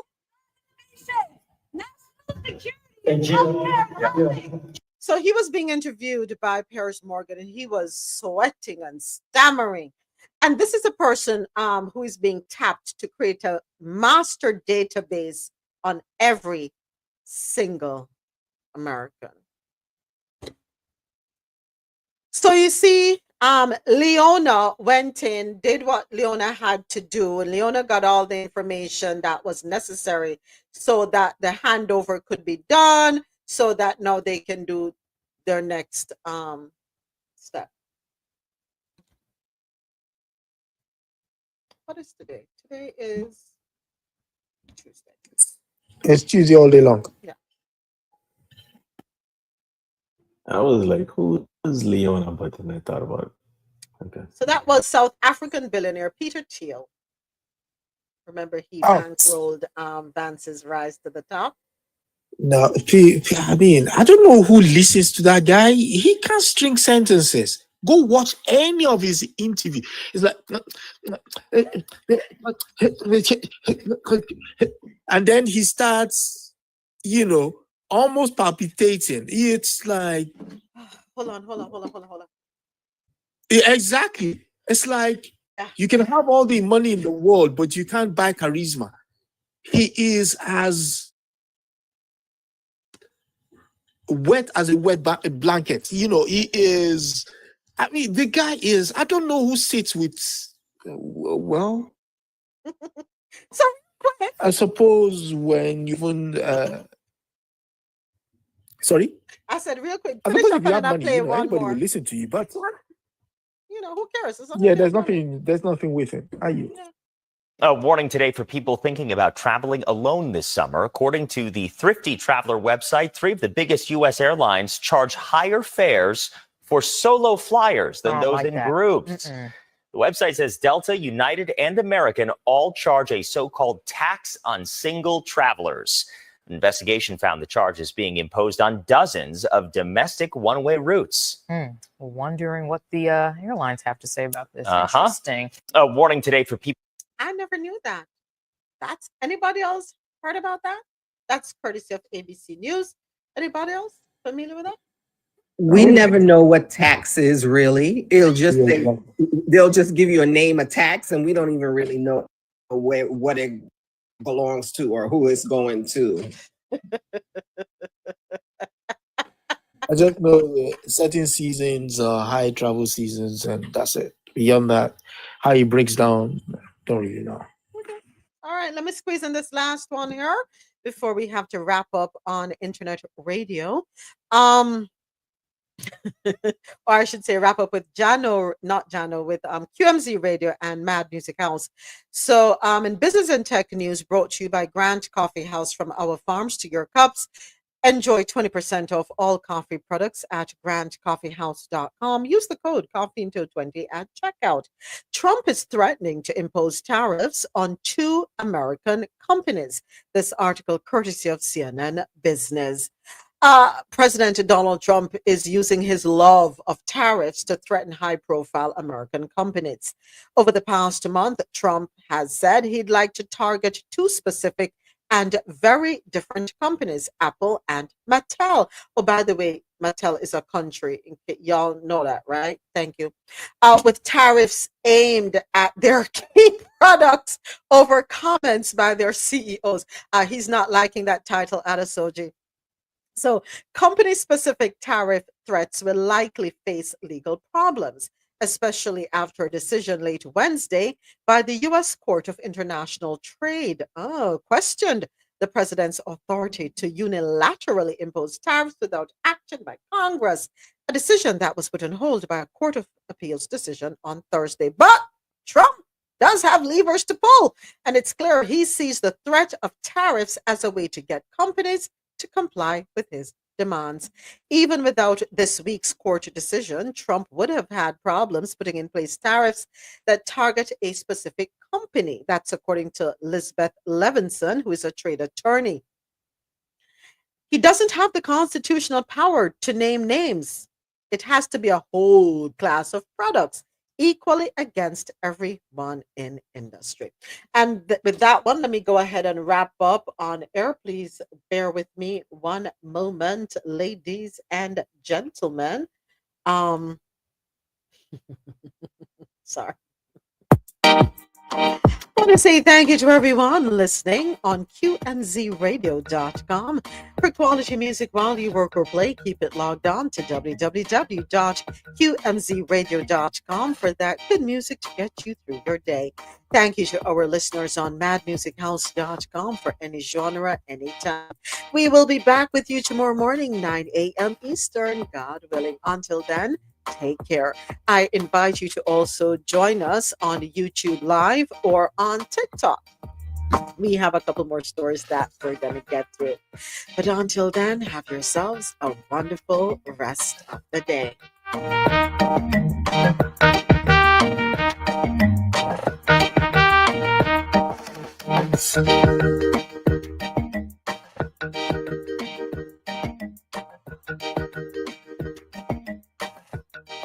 All right. Thank you so much for your patience, Jano Radio and TikTok and YouTube. Okay, so in Health and Science News brought to you by Lormel Skin Food, head on over to lormelskinfood.com. Discover the range of natural skincare solutions Indulge in the radiance of natural and organic beauty with the best natural and organic soap bars, whipped soaps, body butters, and oils. All 100% natural products. L'Oreal Skin Food for a natural, beautiful you.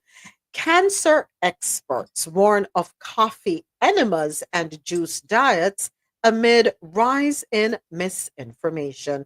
This article, courtesy of TheGuardian.com. Cancer patients are snubbing proven treatments in favor of quackery, such as coffee enemas and raw juice diets, amid an alarming increase in misinformation on the web, doctors have said. Some were dying needlessly or seeing tumors spread as a result, oncologists have said. They raised their concerns at the world's largest cancer conference in Chicago, the annual meeting of the American Society of Clinical Oncology.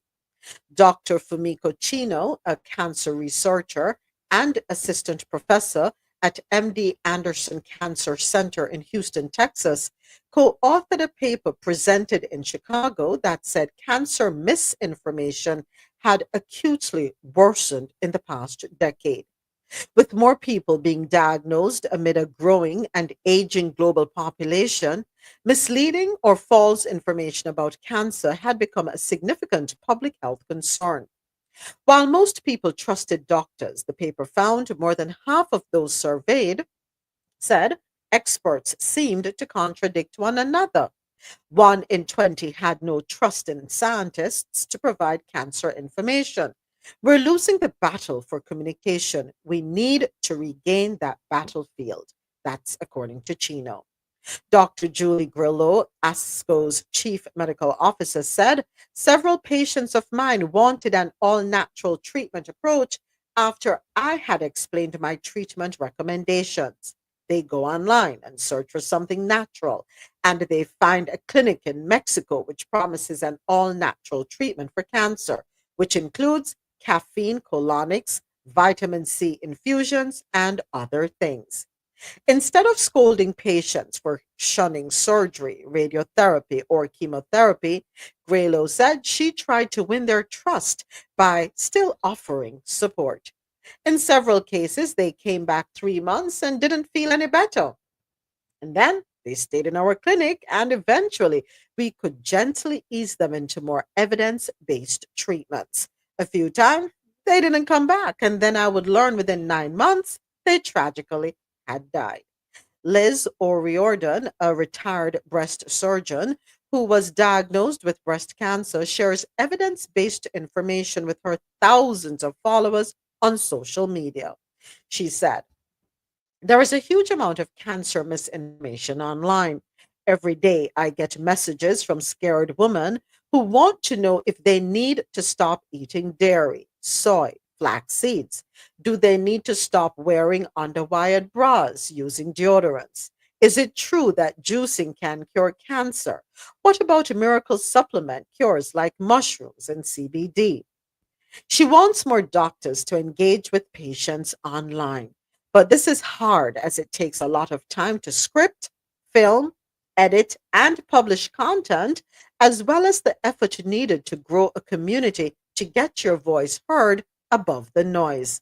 And when you don't have 1 million followers, it's impossible to get traction. What we're saying isn't sexy or exciting. We can't promise a cure. The drugs we give, they do have side effects, and some people still die. Speaking at ASCO, Dr. Richard Simcock, the chief medical officer of Macmillan Cancer Support, said misinformation was very worrying as it had exponentially increased the problems of misconceptions about cancer. I have recently seen 2 young women who have declined all proven medical treatments for cancer and are instead pursuing unproven and radical diets promoted on social media. A person is perfectly entitled to decline that therapy, but when they do that on the basis of information which is frankly untrue or badly interpreted, it makes me very sad. It's clear that we have work to do to build back trust in evidence based medicine. Professor Stephen Powers, the National Medical Director of NHS England, said, social media can provide a supportive community for people faced with a cancer diagnosis. But at the same time, we're also seeing an alarmingly high level, of misinformation on some of these platforms. I would urge people to be skeptical of any miracle cures you may see on social media around cancer and use trusted, credible sources like the NHS website or your care team to verify anything you are unsure of. Because these fairy tales aren't just misleading, they can be harmful. Yep. Got to be careful. Go ahead, Ja. For me, I do feel that there are certain things that we can use holistically that can heal. I think the problem with people deciding one over the other is because of the mindset of the Western doctor to not want to accept holistic medication and use it in tandem. If they would just try to listen, understand, or even see that holistically you can heal certain things, I think one person wouldn't have to decide either or. Yeah, I see what you're saying. Here's something I want to stress to folks. Because something works for Ja doesn't mean it's going to work for me. Because it works for me doesn't mean it's going to work for Adesoji. We have different medical histories. And that is why it is so important. Yes, while you may take information, holistic recommendations, welcome them, you have to remember, take the information and consult with your healthcare professional. And even the Western doctors sometimes want to treat everybody the same with medication, and everybody's body is different too. Remember, folks, you are an individual with your own family history. You are unique. Your situation is unique. It's not a blanket that is going to cover everyone. Medicine cannot be approached that way, right? Your health cannot be approached that way. Please have conversations with your health care providers. All right? Come up with a plan. Work together with your healthcare provider so that a plan can be tailored that is best suited for you. It's always advisable to seek professional help. But you know what I would like to see? I would like to see that the medical associations play a more active role in removing some of the stuff that make us sick from our foods in America. And I know some of them don't really have a voice. I would also like to see, like, I know a lot of the black doctors and so are pushing a lot of people. I think Mr. President may have got a call coming in. Is it me or is it Mr. President? Because I'm not hearing him. Jack, can you hear me? Oh, so it's me.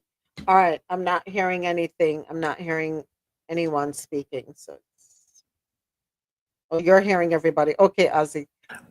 But then I don't think anybody should go on the internet and take diagnosis. That's a risky, very risky thing to do. Absolutely, I agree. Thank you. I'm hearing you now. Thank you. Okay, go ahead, Ja. So I think it's important too to have the conversations with your doctor and find doctors that you're comfortable with. I just recently asked my doctor if me increasing CMOS would have a negative effect to things that are going on with me. and him and I actually sat there and did some research together. So I'm comfortable with the doctors that I have, but I've established that relationship with them. You have to find a doctor that you can establish a relationship with, especially if you have health issues. I yield. Yeah, yeah. Thank you for that. I didn't hear most of what you said, Mr. President, but I take it as valuable information. Definitely. All right. Our other health and science news segment story: removing fluoride from public drinking water may lead to millions more cavities in U.S. children.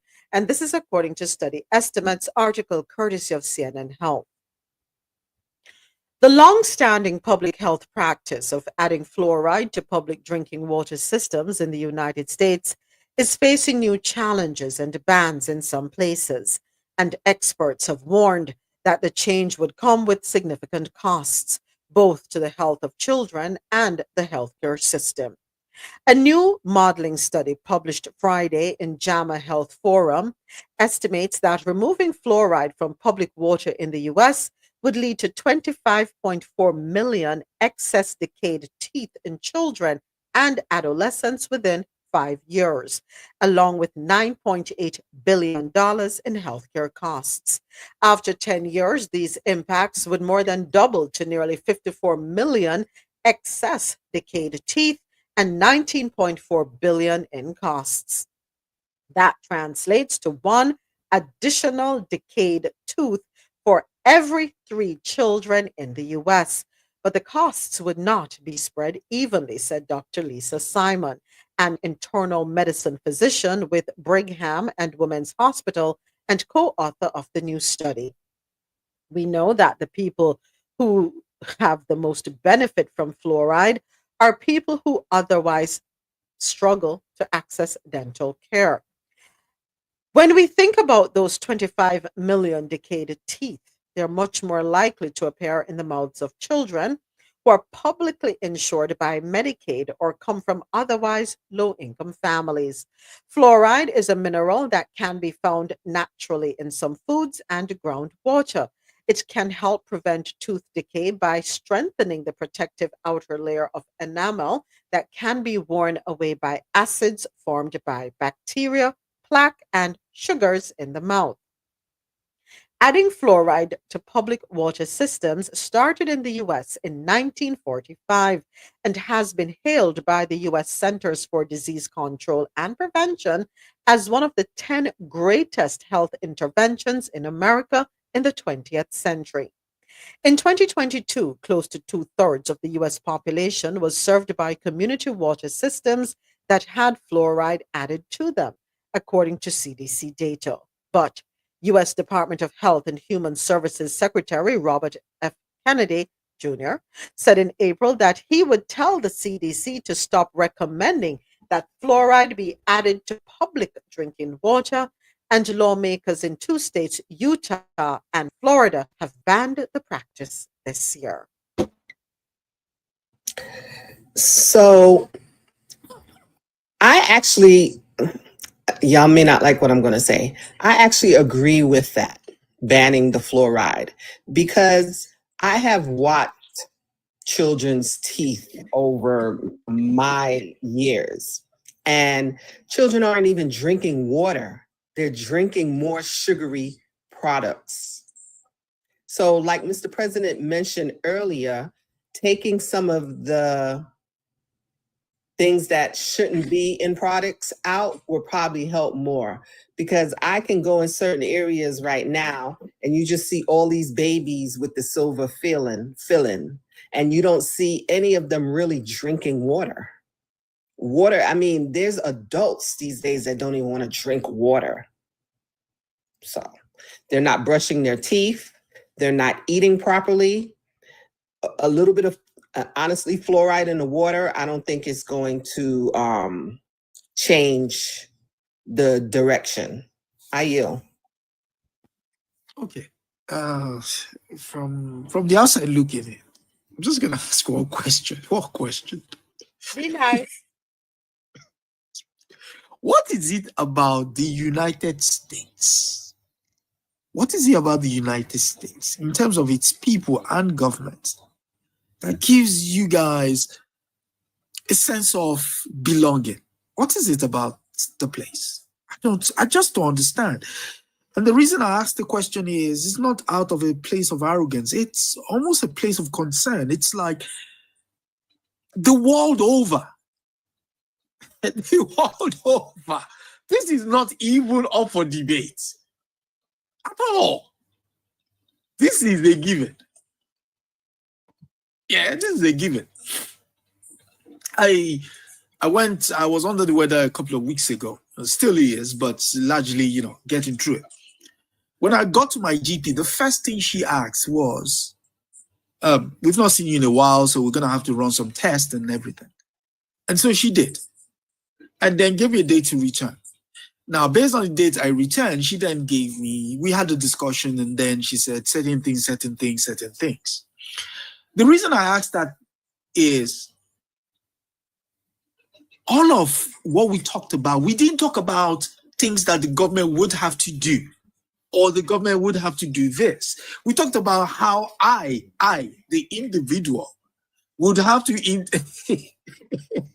I don't like where you're going with reduction. I like it. No. I mean, here is someone who doesn't have a medical degree, is running a medical field. The Surgeon General is not an MD, but he's there. And they don't listen to professional advice. And we're having to discuss these things as if we're having a cogent argument about something that makes sense. No. There's a reason it was added in the first place. Yes, I get what Lady Jai is saying with regards to the kids not, being in tune with water. But then that's an issue of education and social engagement. You can reverse that. Yeah? Again, on TV here, there are certain things you can't put in adverts. All those sugary drinks, you can't advertise them here. But because the green is the living altar over there, it's a lot more different. That's why I asked the question earlier. What is it about people and their interaction with government that just gives them a sense of belonging? Because they clearly don't care about the people. We heard about one who said the other couple of moments ago that we're all going to transition. As if that is not a given. But you're actually removing. You listen. Whoa, Americans, man. Hey. I mean, I don't know how to feel about fluoride in water. I really don't know. I don't know if it truly benefits the children. I really don't know. I'm going to be honest. I really don't know. I know about fluoride in our toothpaste because from a little bit you use the toothpaste with fluoride. I don't know. I don't know. Go ahead, Mr. President. Sorry. I want to make another point. We just had the article where the professionals in the cancer research and so is saying that people are choosing alternative diagnosis to their detriment. You just read the article where in the article they said that this was one of the best inventions ever when it comes to public health. In the same article, the person in charge of public health is telling you he wants to remove what the article claimed to be one of the best inventions. So how I, as a lay person, you're asking me to start to trust these people in charge. Trust my doctor, trust this person, trust these people. When in one article, you totally contradict everything you tell me. That is the dilemma that people have no trust in the system. They have no trust in the people in charge. They don't trust doctors because some of the doctors stay quiet when this nonsense go on. Unfortunately, people like Dr. Sharon have a harder time. But that's the reality of it. Mm-hmm. Who are we supposed to trust? Mm-hmm. Mm-hmm. We just wing it. For the next 3 years plus, we just wing it and not go through. We just wing it.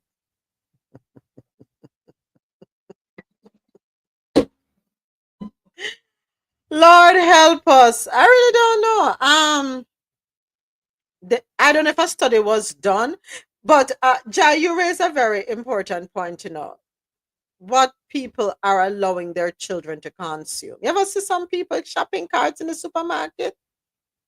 Especially people on food stamps?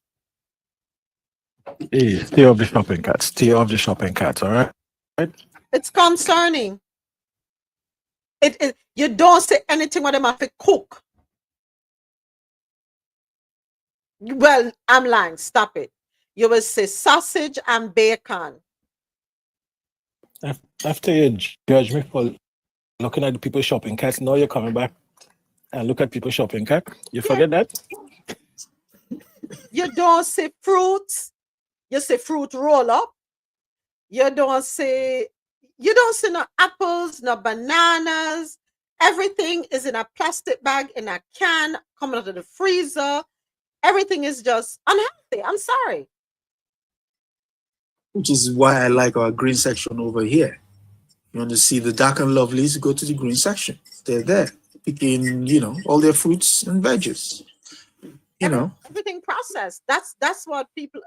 I'm sorry. I'm mature, calm, and I can't afford. But I have to speak the truth. It's what I have observed. Majority of the shopping carts that are being pushed by people who are food stamp carriers, everything in there unhealthy. You see loads and loads of sugary drinks, sugary cereals. Are they restricted to buying those stuff? It's the choice that they make. Because when you go through the supermarket, as you will see the labels, food stamp eligible or WIC eligible, and you're seeing it under healthy stuff, things that they have to actually cook. They don't want to cook. They're lazy. They don't want to cook, or them can't cook. I don't know.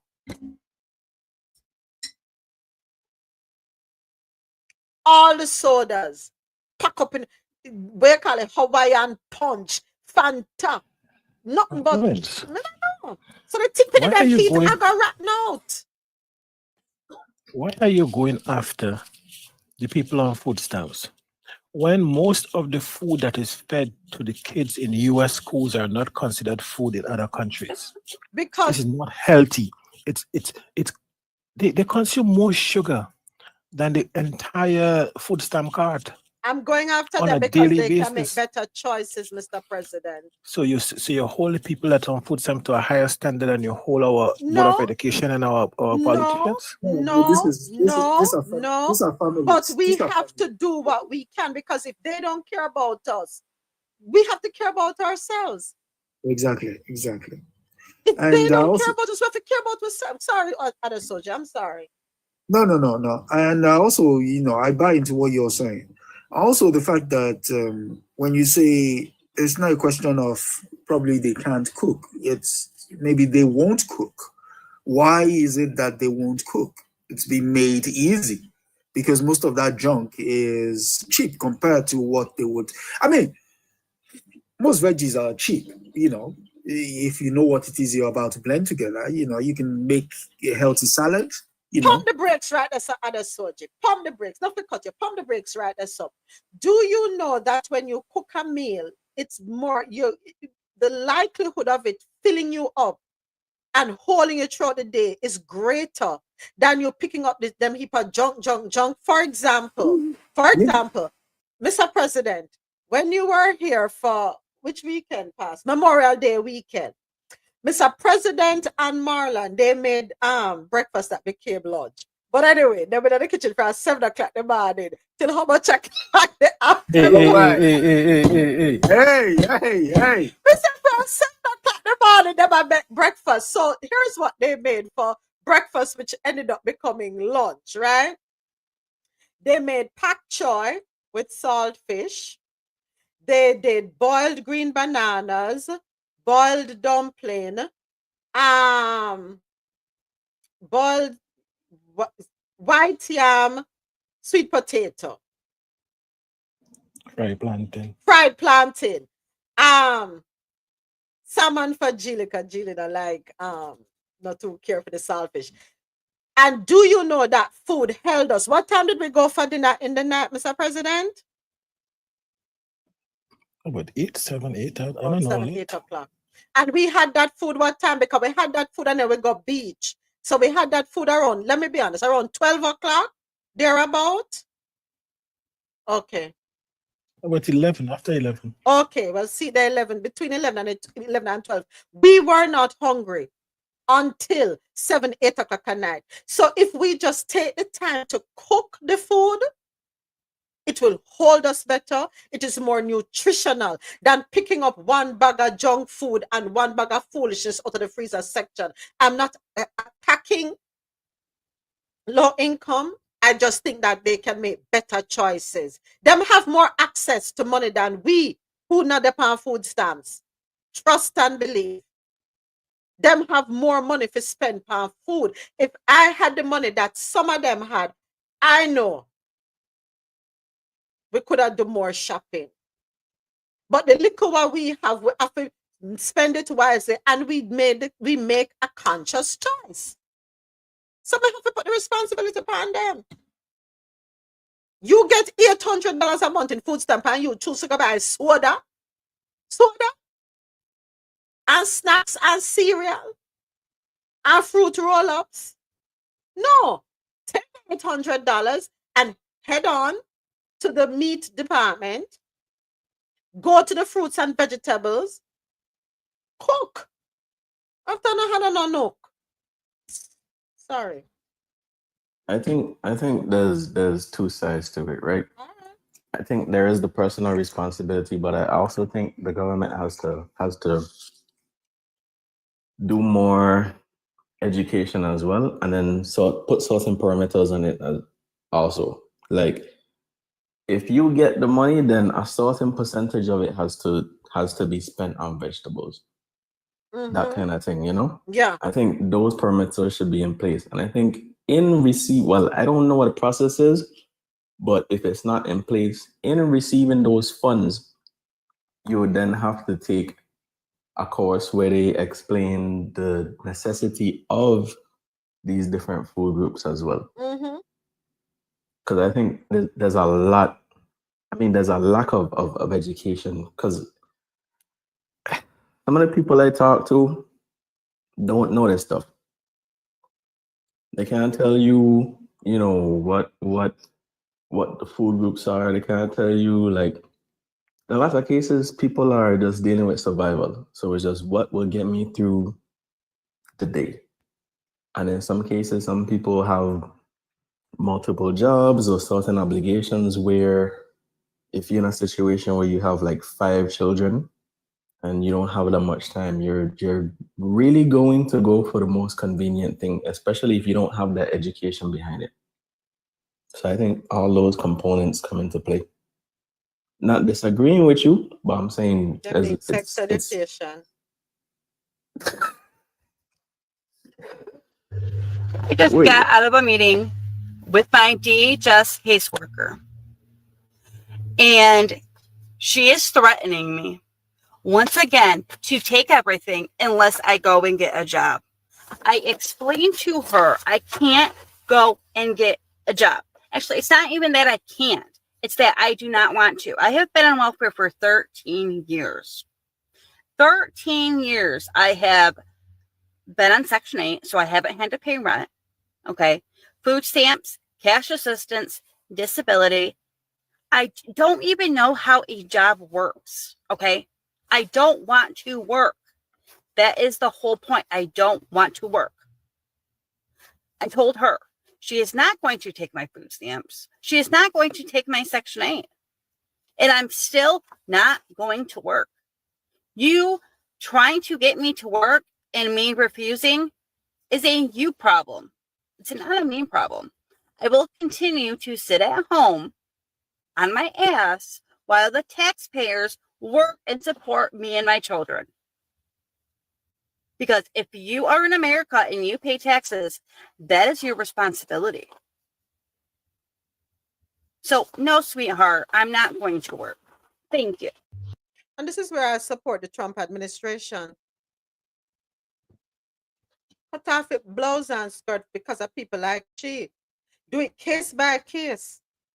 Me I come in your yard consist. Me I go through everything because people like her make it bad for others who really need it. People like her need to come off of it. Need to be kicked off of it. Cannot not do her.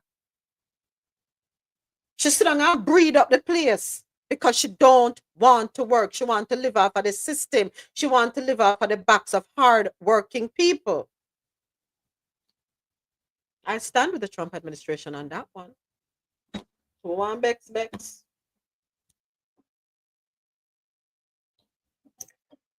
How are you gonna come on?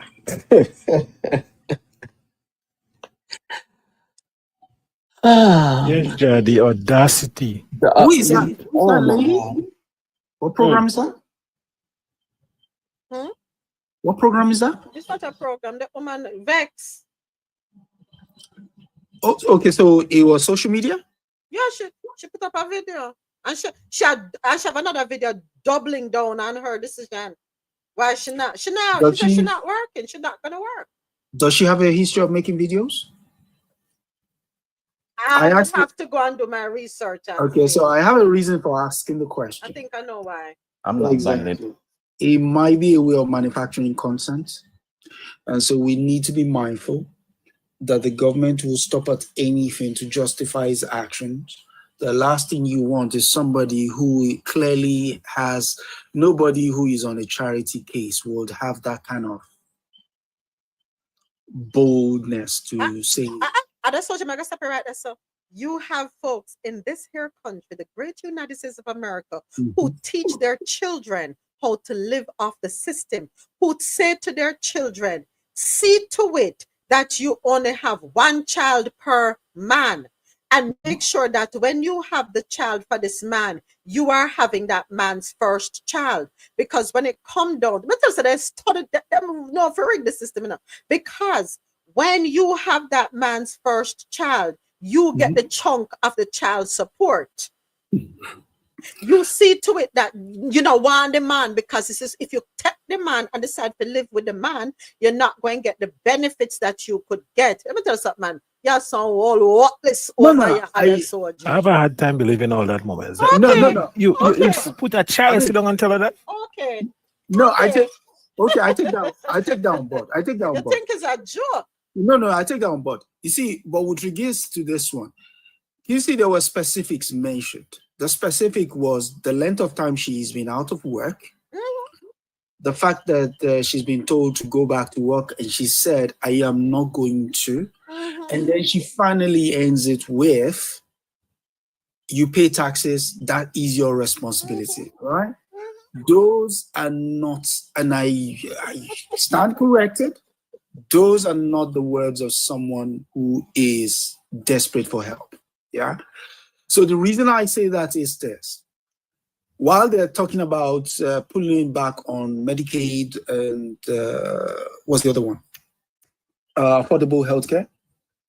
Social Security is another one they're going after. And so once they've manufactured this consent to the point where you have this kind of understanding that these people are undesirable, yeah, that's what I'm saying. Yeah, she is. No, even if she's a plant at a soldier, she is highlighting how several people think, but not only think, operate. Remember, we had a story that a couple of weeks ago, and I learned in that story, from that story news article, that Section 8 can be passed down. Me never know so Section 8 could have passed down. Yeah, I mean, same thing here. Same thing here. But yeah, it's you have to have stayed in the home for 13 years for you to pass it down. And okay, so the reason I'm, just that's clickbait. I agree with other soldier. That have to be clickbait. The reason I'm that cautious has about to be it is clickbait. She can't be that a quick Google search. Do we know how many people are on those social benefits, food stamps? Do we know how many people in the United States are? Let's say, 330 million people. Let's say 10%. That's 33 million people. 33 million people come with children. That is the amount of people we'll be throwing on the... as if the United States doesn't have enough problem. I mean, we have to be mindful. In this age of social media, we have to consume information with the with the eye of a hawk. 5 million people are on Section 8 housing. Okay, so 5 million people. If we toss that 5 million people onto the scrap heap of social whatever, what's going to happen to us? Does that make us feel better? I'm not saying throw them all out. What I'm saying is this, Adesoji, we need a process. We need a system, because nobody who is able-bodied, nobody who not wrong with them not have no child with that needs their 24-hour attention, right? And there's nobody who should be living off the system for 13 years unless they are elderly, they are sick. That's the only. There are certain extenuating circumstances. And I think I saw another video where she's able-bodied and her children have to go out and work, but she's not working. Okay. Is this the same lady that talked about her BMW? No. I don't know about that story. Okay, so all right, couple of things. One, I do think the video is clickbait, but I also do know people who think in that way. And unfortunately, this is going to be hard to hear. There are communities of people who will look the other way when it comes to teen pregnancies because of the benefits that they can get for the family in these situations. Facts. It's sad, but it's a reality. It is a reality. Now, the next thing I'm going to say is I think these programs needed to be temporary in that they're a transitional means. You're going through a hard time. There's some programs that are available to help you get through that hard time. But in the meantime, you have to be actively seeking employment and working towards XYZ, blah, blah, blah, blah, blah. And then, like I said before, too, I think in receiving some of these benefits, a certain percentage of the food that you get have to be fruits and vegetables as well, fresh fruits and vegetables. I think that would definitely change a lot of things. I think the programs are necessary, but yes, you do have people who abuse the system and do raise their children to abuse the system. Like I went to school with people who all of a sudden at 14, 15, 16 would have children and their parents kind of look the other way just because they know that these benefits are coming. Sad, but it's true. It's a reality. I know we don't like to hear it. It's a sad reality. It happens. So it was always supposed to be temporary. Now I'm just going to let y'all know I'm speaking from personal knowledge of family members. So there was a time, I'm not sure if they still do, you got on it, right? You went through whatever, they gave you a specific amount of period, right? To stay on it. Then you had your recertification. In that recertification, it was told to you that you have to take a class in whatever job that they are offering. They will actually give you training, certain amount of training. You take this class, you go through the class, you go out, you get a position. Now, when you're in that position, if the position, for some reason, you don't stay there that long, you get back on it, right? And you go through your recertification again another couple of years later. In the meantime, you have a baby, you claim the baby, childcare, this, that, and the other thing, you get to stay home. Like what Moment said, some people used to just keep having children to stay on it because they allowed you to until your child became school age, right? When your child becomes school age, meaning full day school, then you're recertified again to either go get some education or go get a job. I know of people that would just go get certification from some type of educational institution that they paid for, mind you, the government paid for, get the job, work the job for a few months, supposedly something happened again, they got to go back on it. And this is like it just keeps going and going and going. They never ever gave you a total shut off as long as certain scenarios happen. So the restructuring of this for sure is needed, especially like what Moment said. If you are able-bodied, it wasn't supposed to be like supposedly what this plan said, 15, 20 years, and they just don't want to work. But we have to sit and understand that this is a legit scheme that people have been doing for years, just years. And no one ever came in to adjust it. Now, to totally end something, which is what they've been doing for everything, does not make any sense. Right. That's the problem. It does not make any sense to just cut people off from things. I yield. My first encounter with this system, I was working at an establishment. The best worker in the establishment was on Section 8 food stamps. I'm not sure which one it was, on one of these programs, right? The person went to school, got a degree, but they was transitioning, they couldn't get a job, pay them enough. Give that person a raise, and I think the Friday, but the Monday, that person was screaming, coming to the office to me. I have to take it, I was like, what are you talking about? I have to remove it, I have to remove it. The person said the fact that I gave her the raise, she would lose everything. Okay? And she does not have the capacity to literally replace everything that will be lost. So until she can find herself in a position to get a job that can supplement everything, she may as well do not take a pay raise. I had to rescind that check and give her like a kind of bonus so that he doesn't report as on a W-2, like salaries and stuff like that, right?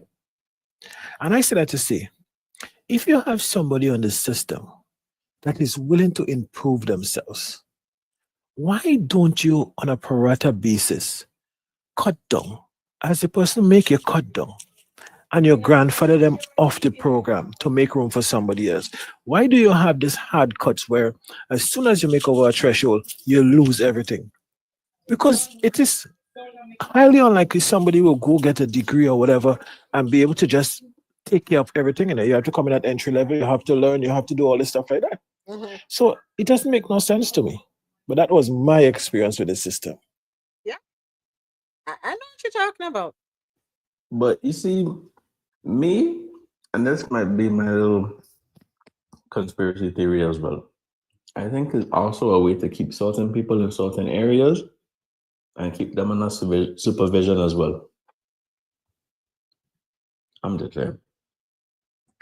Allegedly. I agree with you, as well as a way for our own government to take funds or supposedly claim they're putting funds in certain things when it's really being pocketed. I yield.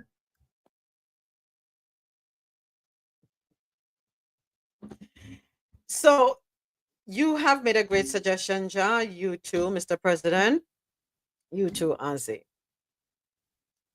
We need to fix the broken system that allows people who are undeserving to continue to take advantage and thereby blocking out people who are genuinely in need of the assistance, genuinely in need, and want to make it bad for everybody.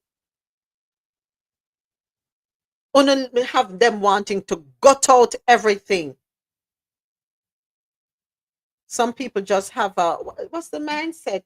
There's a term for people like them coming like leech.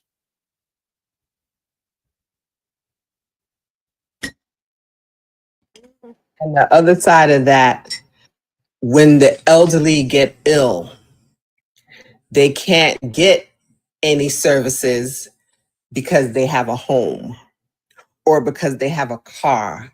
It is so backwards, it's ridiculous. You have to get rid of your home in order to qualify for services. Which makes no sense either, Jack. Exactly. Tell people to get rid of them car, the vehicle that they need to move from point A to point B to be able to qualify. The system is broken. It's a broken system. It is not. Okay. I think it's doing exactly what it's designed to do. Okay. I think it's designed to make sure that certain generations don't amass wealth in that.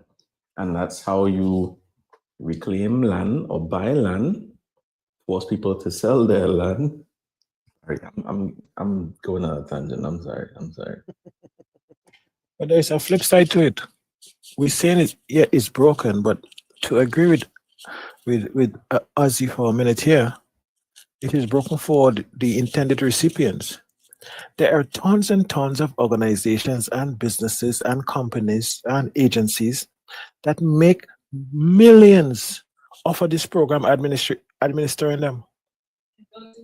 So there is money in poverty, and there are people that are making a lot of money making sure the program don't work.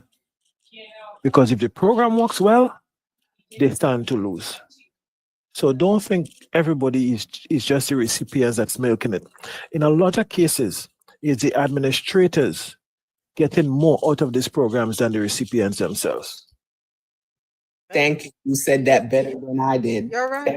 Rock it down for everybody. I'm Billy back up. Those who take advantage on both sides of the fence. Why human beings we can't just behave ourselves? Why we just can't behave ourselves? Be level-headed. Think about someone else. We're selfish. We're selfish by nature. Selfish. So, got 2 videos for you. Let's take a listen, and then that will wrap up today's episode of Coffee and Secretary of Defense Pete Hegseth announced a new policy today, officially banning all men with names like Jamie, Shannon, and Terry from participating in combat roles effective immediately. The ban has already led to the termination of several officers in high command, such as Vice Admiral Mackenzie White, Brigadier General Peyton Littlefield, and Chief of Naval Operations Sage Hoffman. President Trump pledged his full support of the ban, posting this to Truth Social, quote, "Bye-bye, Bailey. We've got to leave the fighting to Gus." Secretary of Defense. Wow. So if you are a man and That your is parents... clickbait. I'm sorry, not to cut you. That is clickbait. That cannot be true. He said it was on Truth Go Social. over to Truth Social, you'll see it over there, I Mr. President. got to research this. This can't be true. No, I can't believe this. I need more evidence. So a man who has French parents, whose name is Michel, cannot be in the U.S. Army. You can't go to combat.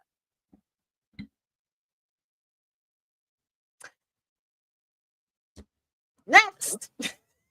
Go ahead, Jack. This stuff is funny. I was going to say hilarious. Wow. Go ahead. Next. I would love to know what primary general care doctors actually studied, because every single time I go to my primary doctor, he just sends me to another doctor. Huh? Why am I going to you for? You're just a fucking middleman that's getting in the way. Costing me money, by the way. I don't understand. I went to my primary doctor and I had a rash under my armpit. I thought it might have been the deodorant. Maybe it's my sweat. Maybe it's the Ambien. He's like, okay, go to the dermatologist. I'm like, okay, I'll go to the dermatologist. I went because I was having extreme headaches, migraines. And he's like, oh, where does it hurt? I'm like, my head, motherfucker. I just told you it's my head. He's like, okay, go to the neurologist. I get an MRI from the neurologist. I have to go to the neurologist again. I never have to talk to the primary care doctor about it. I have a nut pain. My nut hurts. I'm like, yeah, when I'm walking, sometimes my nut hurts. He's like, okay, go to the urologist. And I'm like, wait a second. Why the fuck do I come to you because I come to you, all the information that you give me is on fucking Google. There's no reason for me to talk to you. I could just call those motherfuckers like, no. Cross that one. I was cracking up. I found it funny. Because I know there are people who feel that frustration. You go to one and then you cannot go to a gastroenterologist without first having gone to your primary care for the primary care to write the prescription or the referral for you to be able to go to the gastroenterologist. You cannot go to, I'm sorry. I always thought about it too. There are a few crazy people like me out there in the world, right? Yeah. That is it. Yeah, that's it for today. We're done for today. We finished before 2:00. I'm so proud. All right, so hold tight. Hold tight. TikTok, act tight. All right, YouTube, AT, thank you so much. And anyone else here with us, everyone else here with us on YouTube. Want to say thank you so much for watching another live episode of Coffee and Toe World News on the Go. We will be back with you tomorrow morning, God willing. Tomorrow's what, Wednesday? Yeah, it's 9:30 a.m. Eastern. Thank you. Thank you, Roy. Yes, 9:30 a.m. Eastern. Tomorrow morning, we'll be back with you for another episode of Coffee and Toe World News on the Go. Until then, have yourselves a wonderful rest of the day. Please be safe. Coffee in Tow is an interactive world news podcast, a dynamic and engaging live show that streams across multiple internet radio stations worldwide. This podcast brings you real-time news updates, in-depth analysis, and interactive discussions on global events, making you a part of the conversation no matter where you are. With a diverse range of expert guests and listener participation, it's your go-to source for staying informed and connected to the world. Coffee and Toe is brought to you in part by Lormel Skin Food. Log on to lormelskinfood.com. Discover the range of natural skincare solutions. Indulge in the radiance of natural and organic beauty with the best natural and organic soap bars, whipped soaps, body butters, and oils. All 100% natural products. Lormel Skin Food for a natural, beautiful you. The world's best coffee from our farms to your cup. It's Grand Coffee House.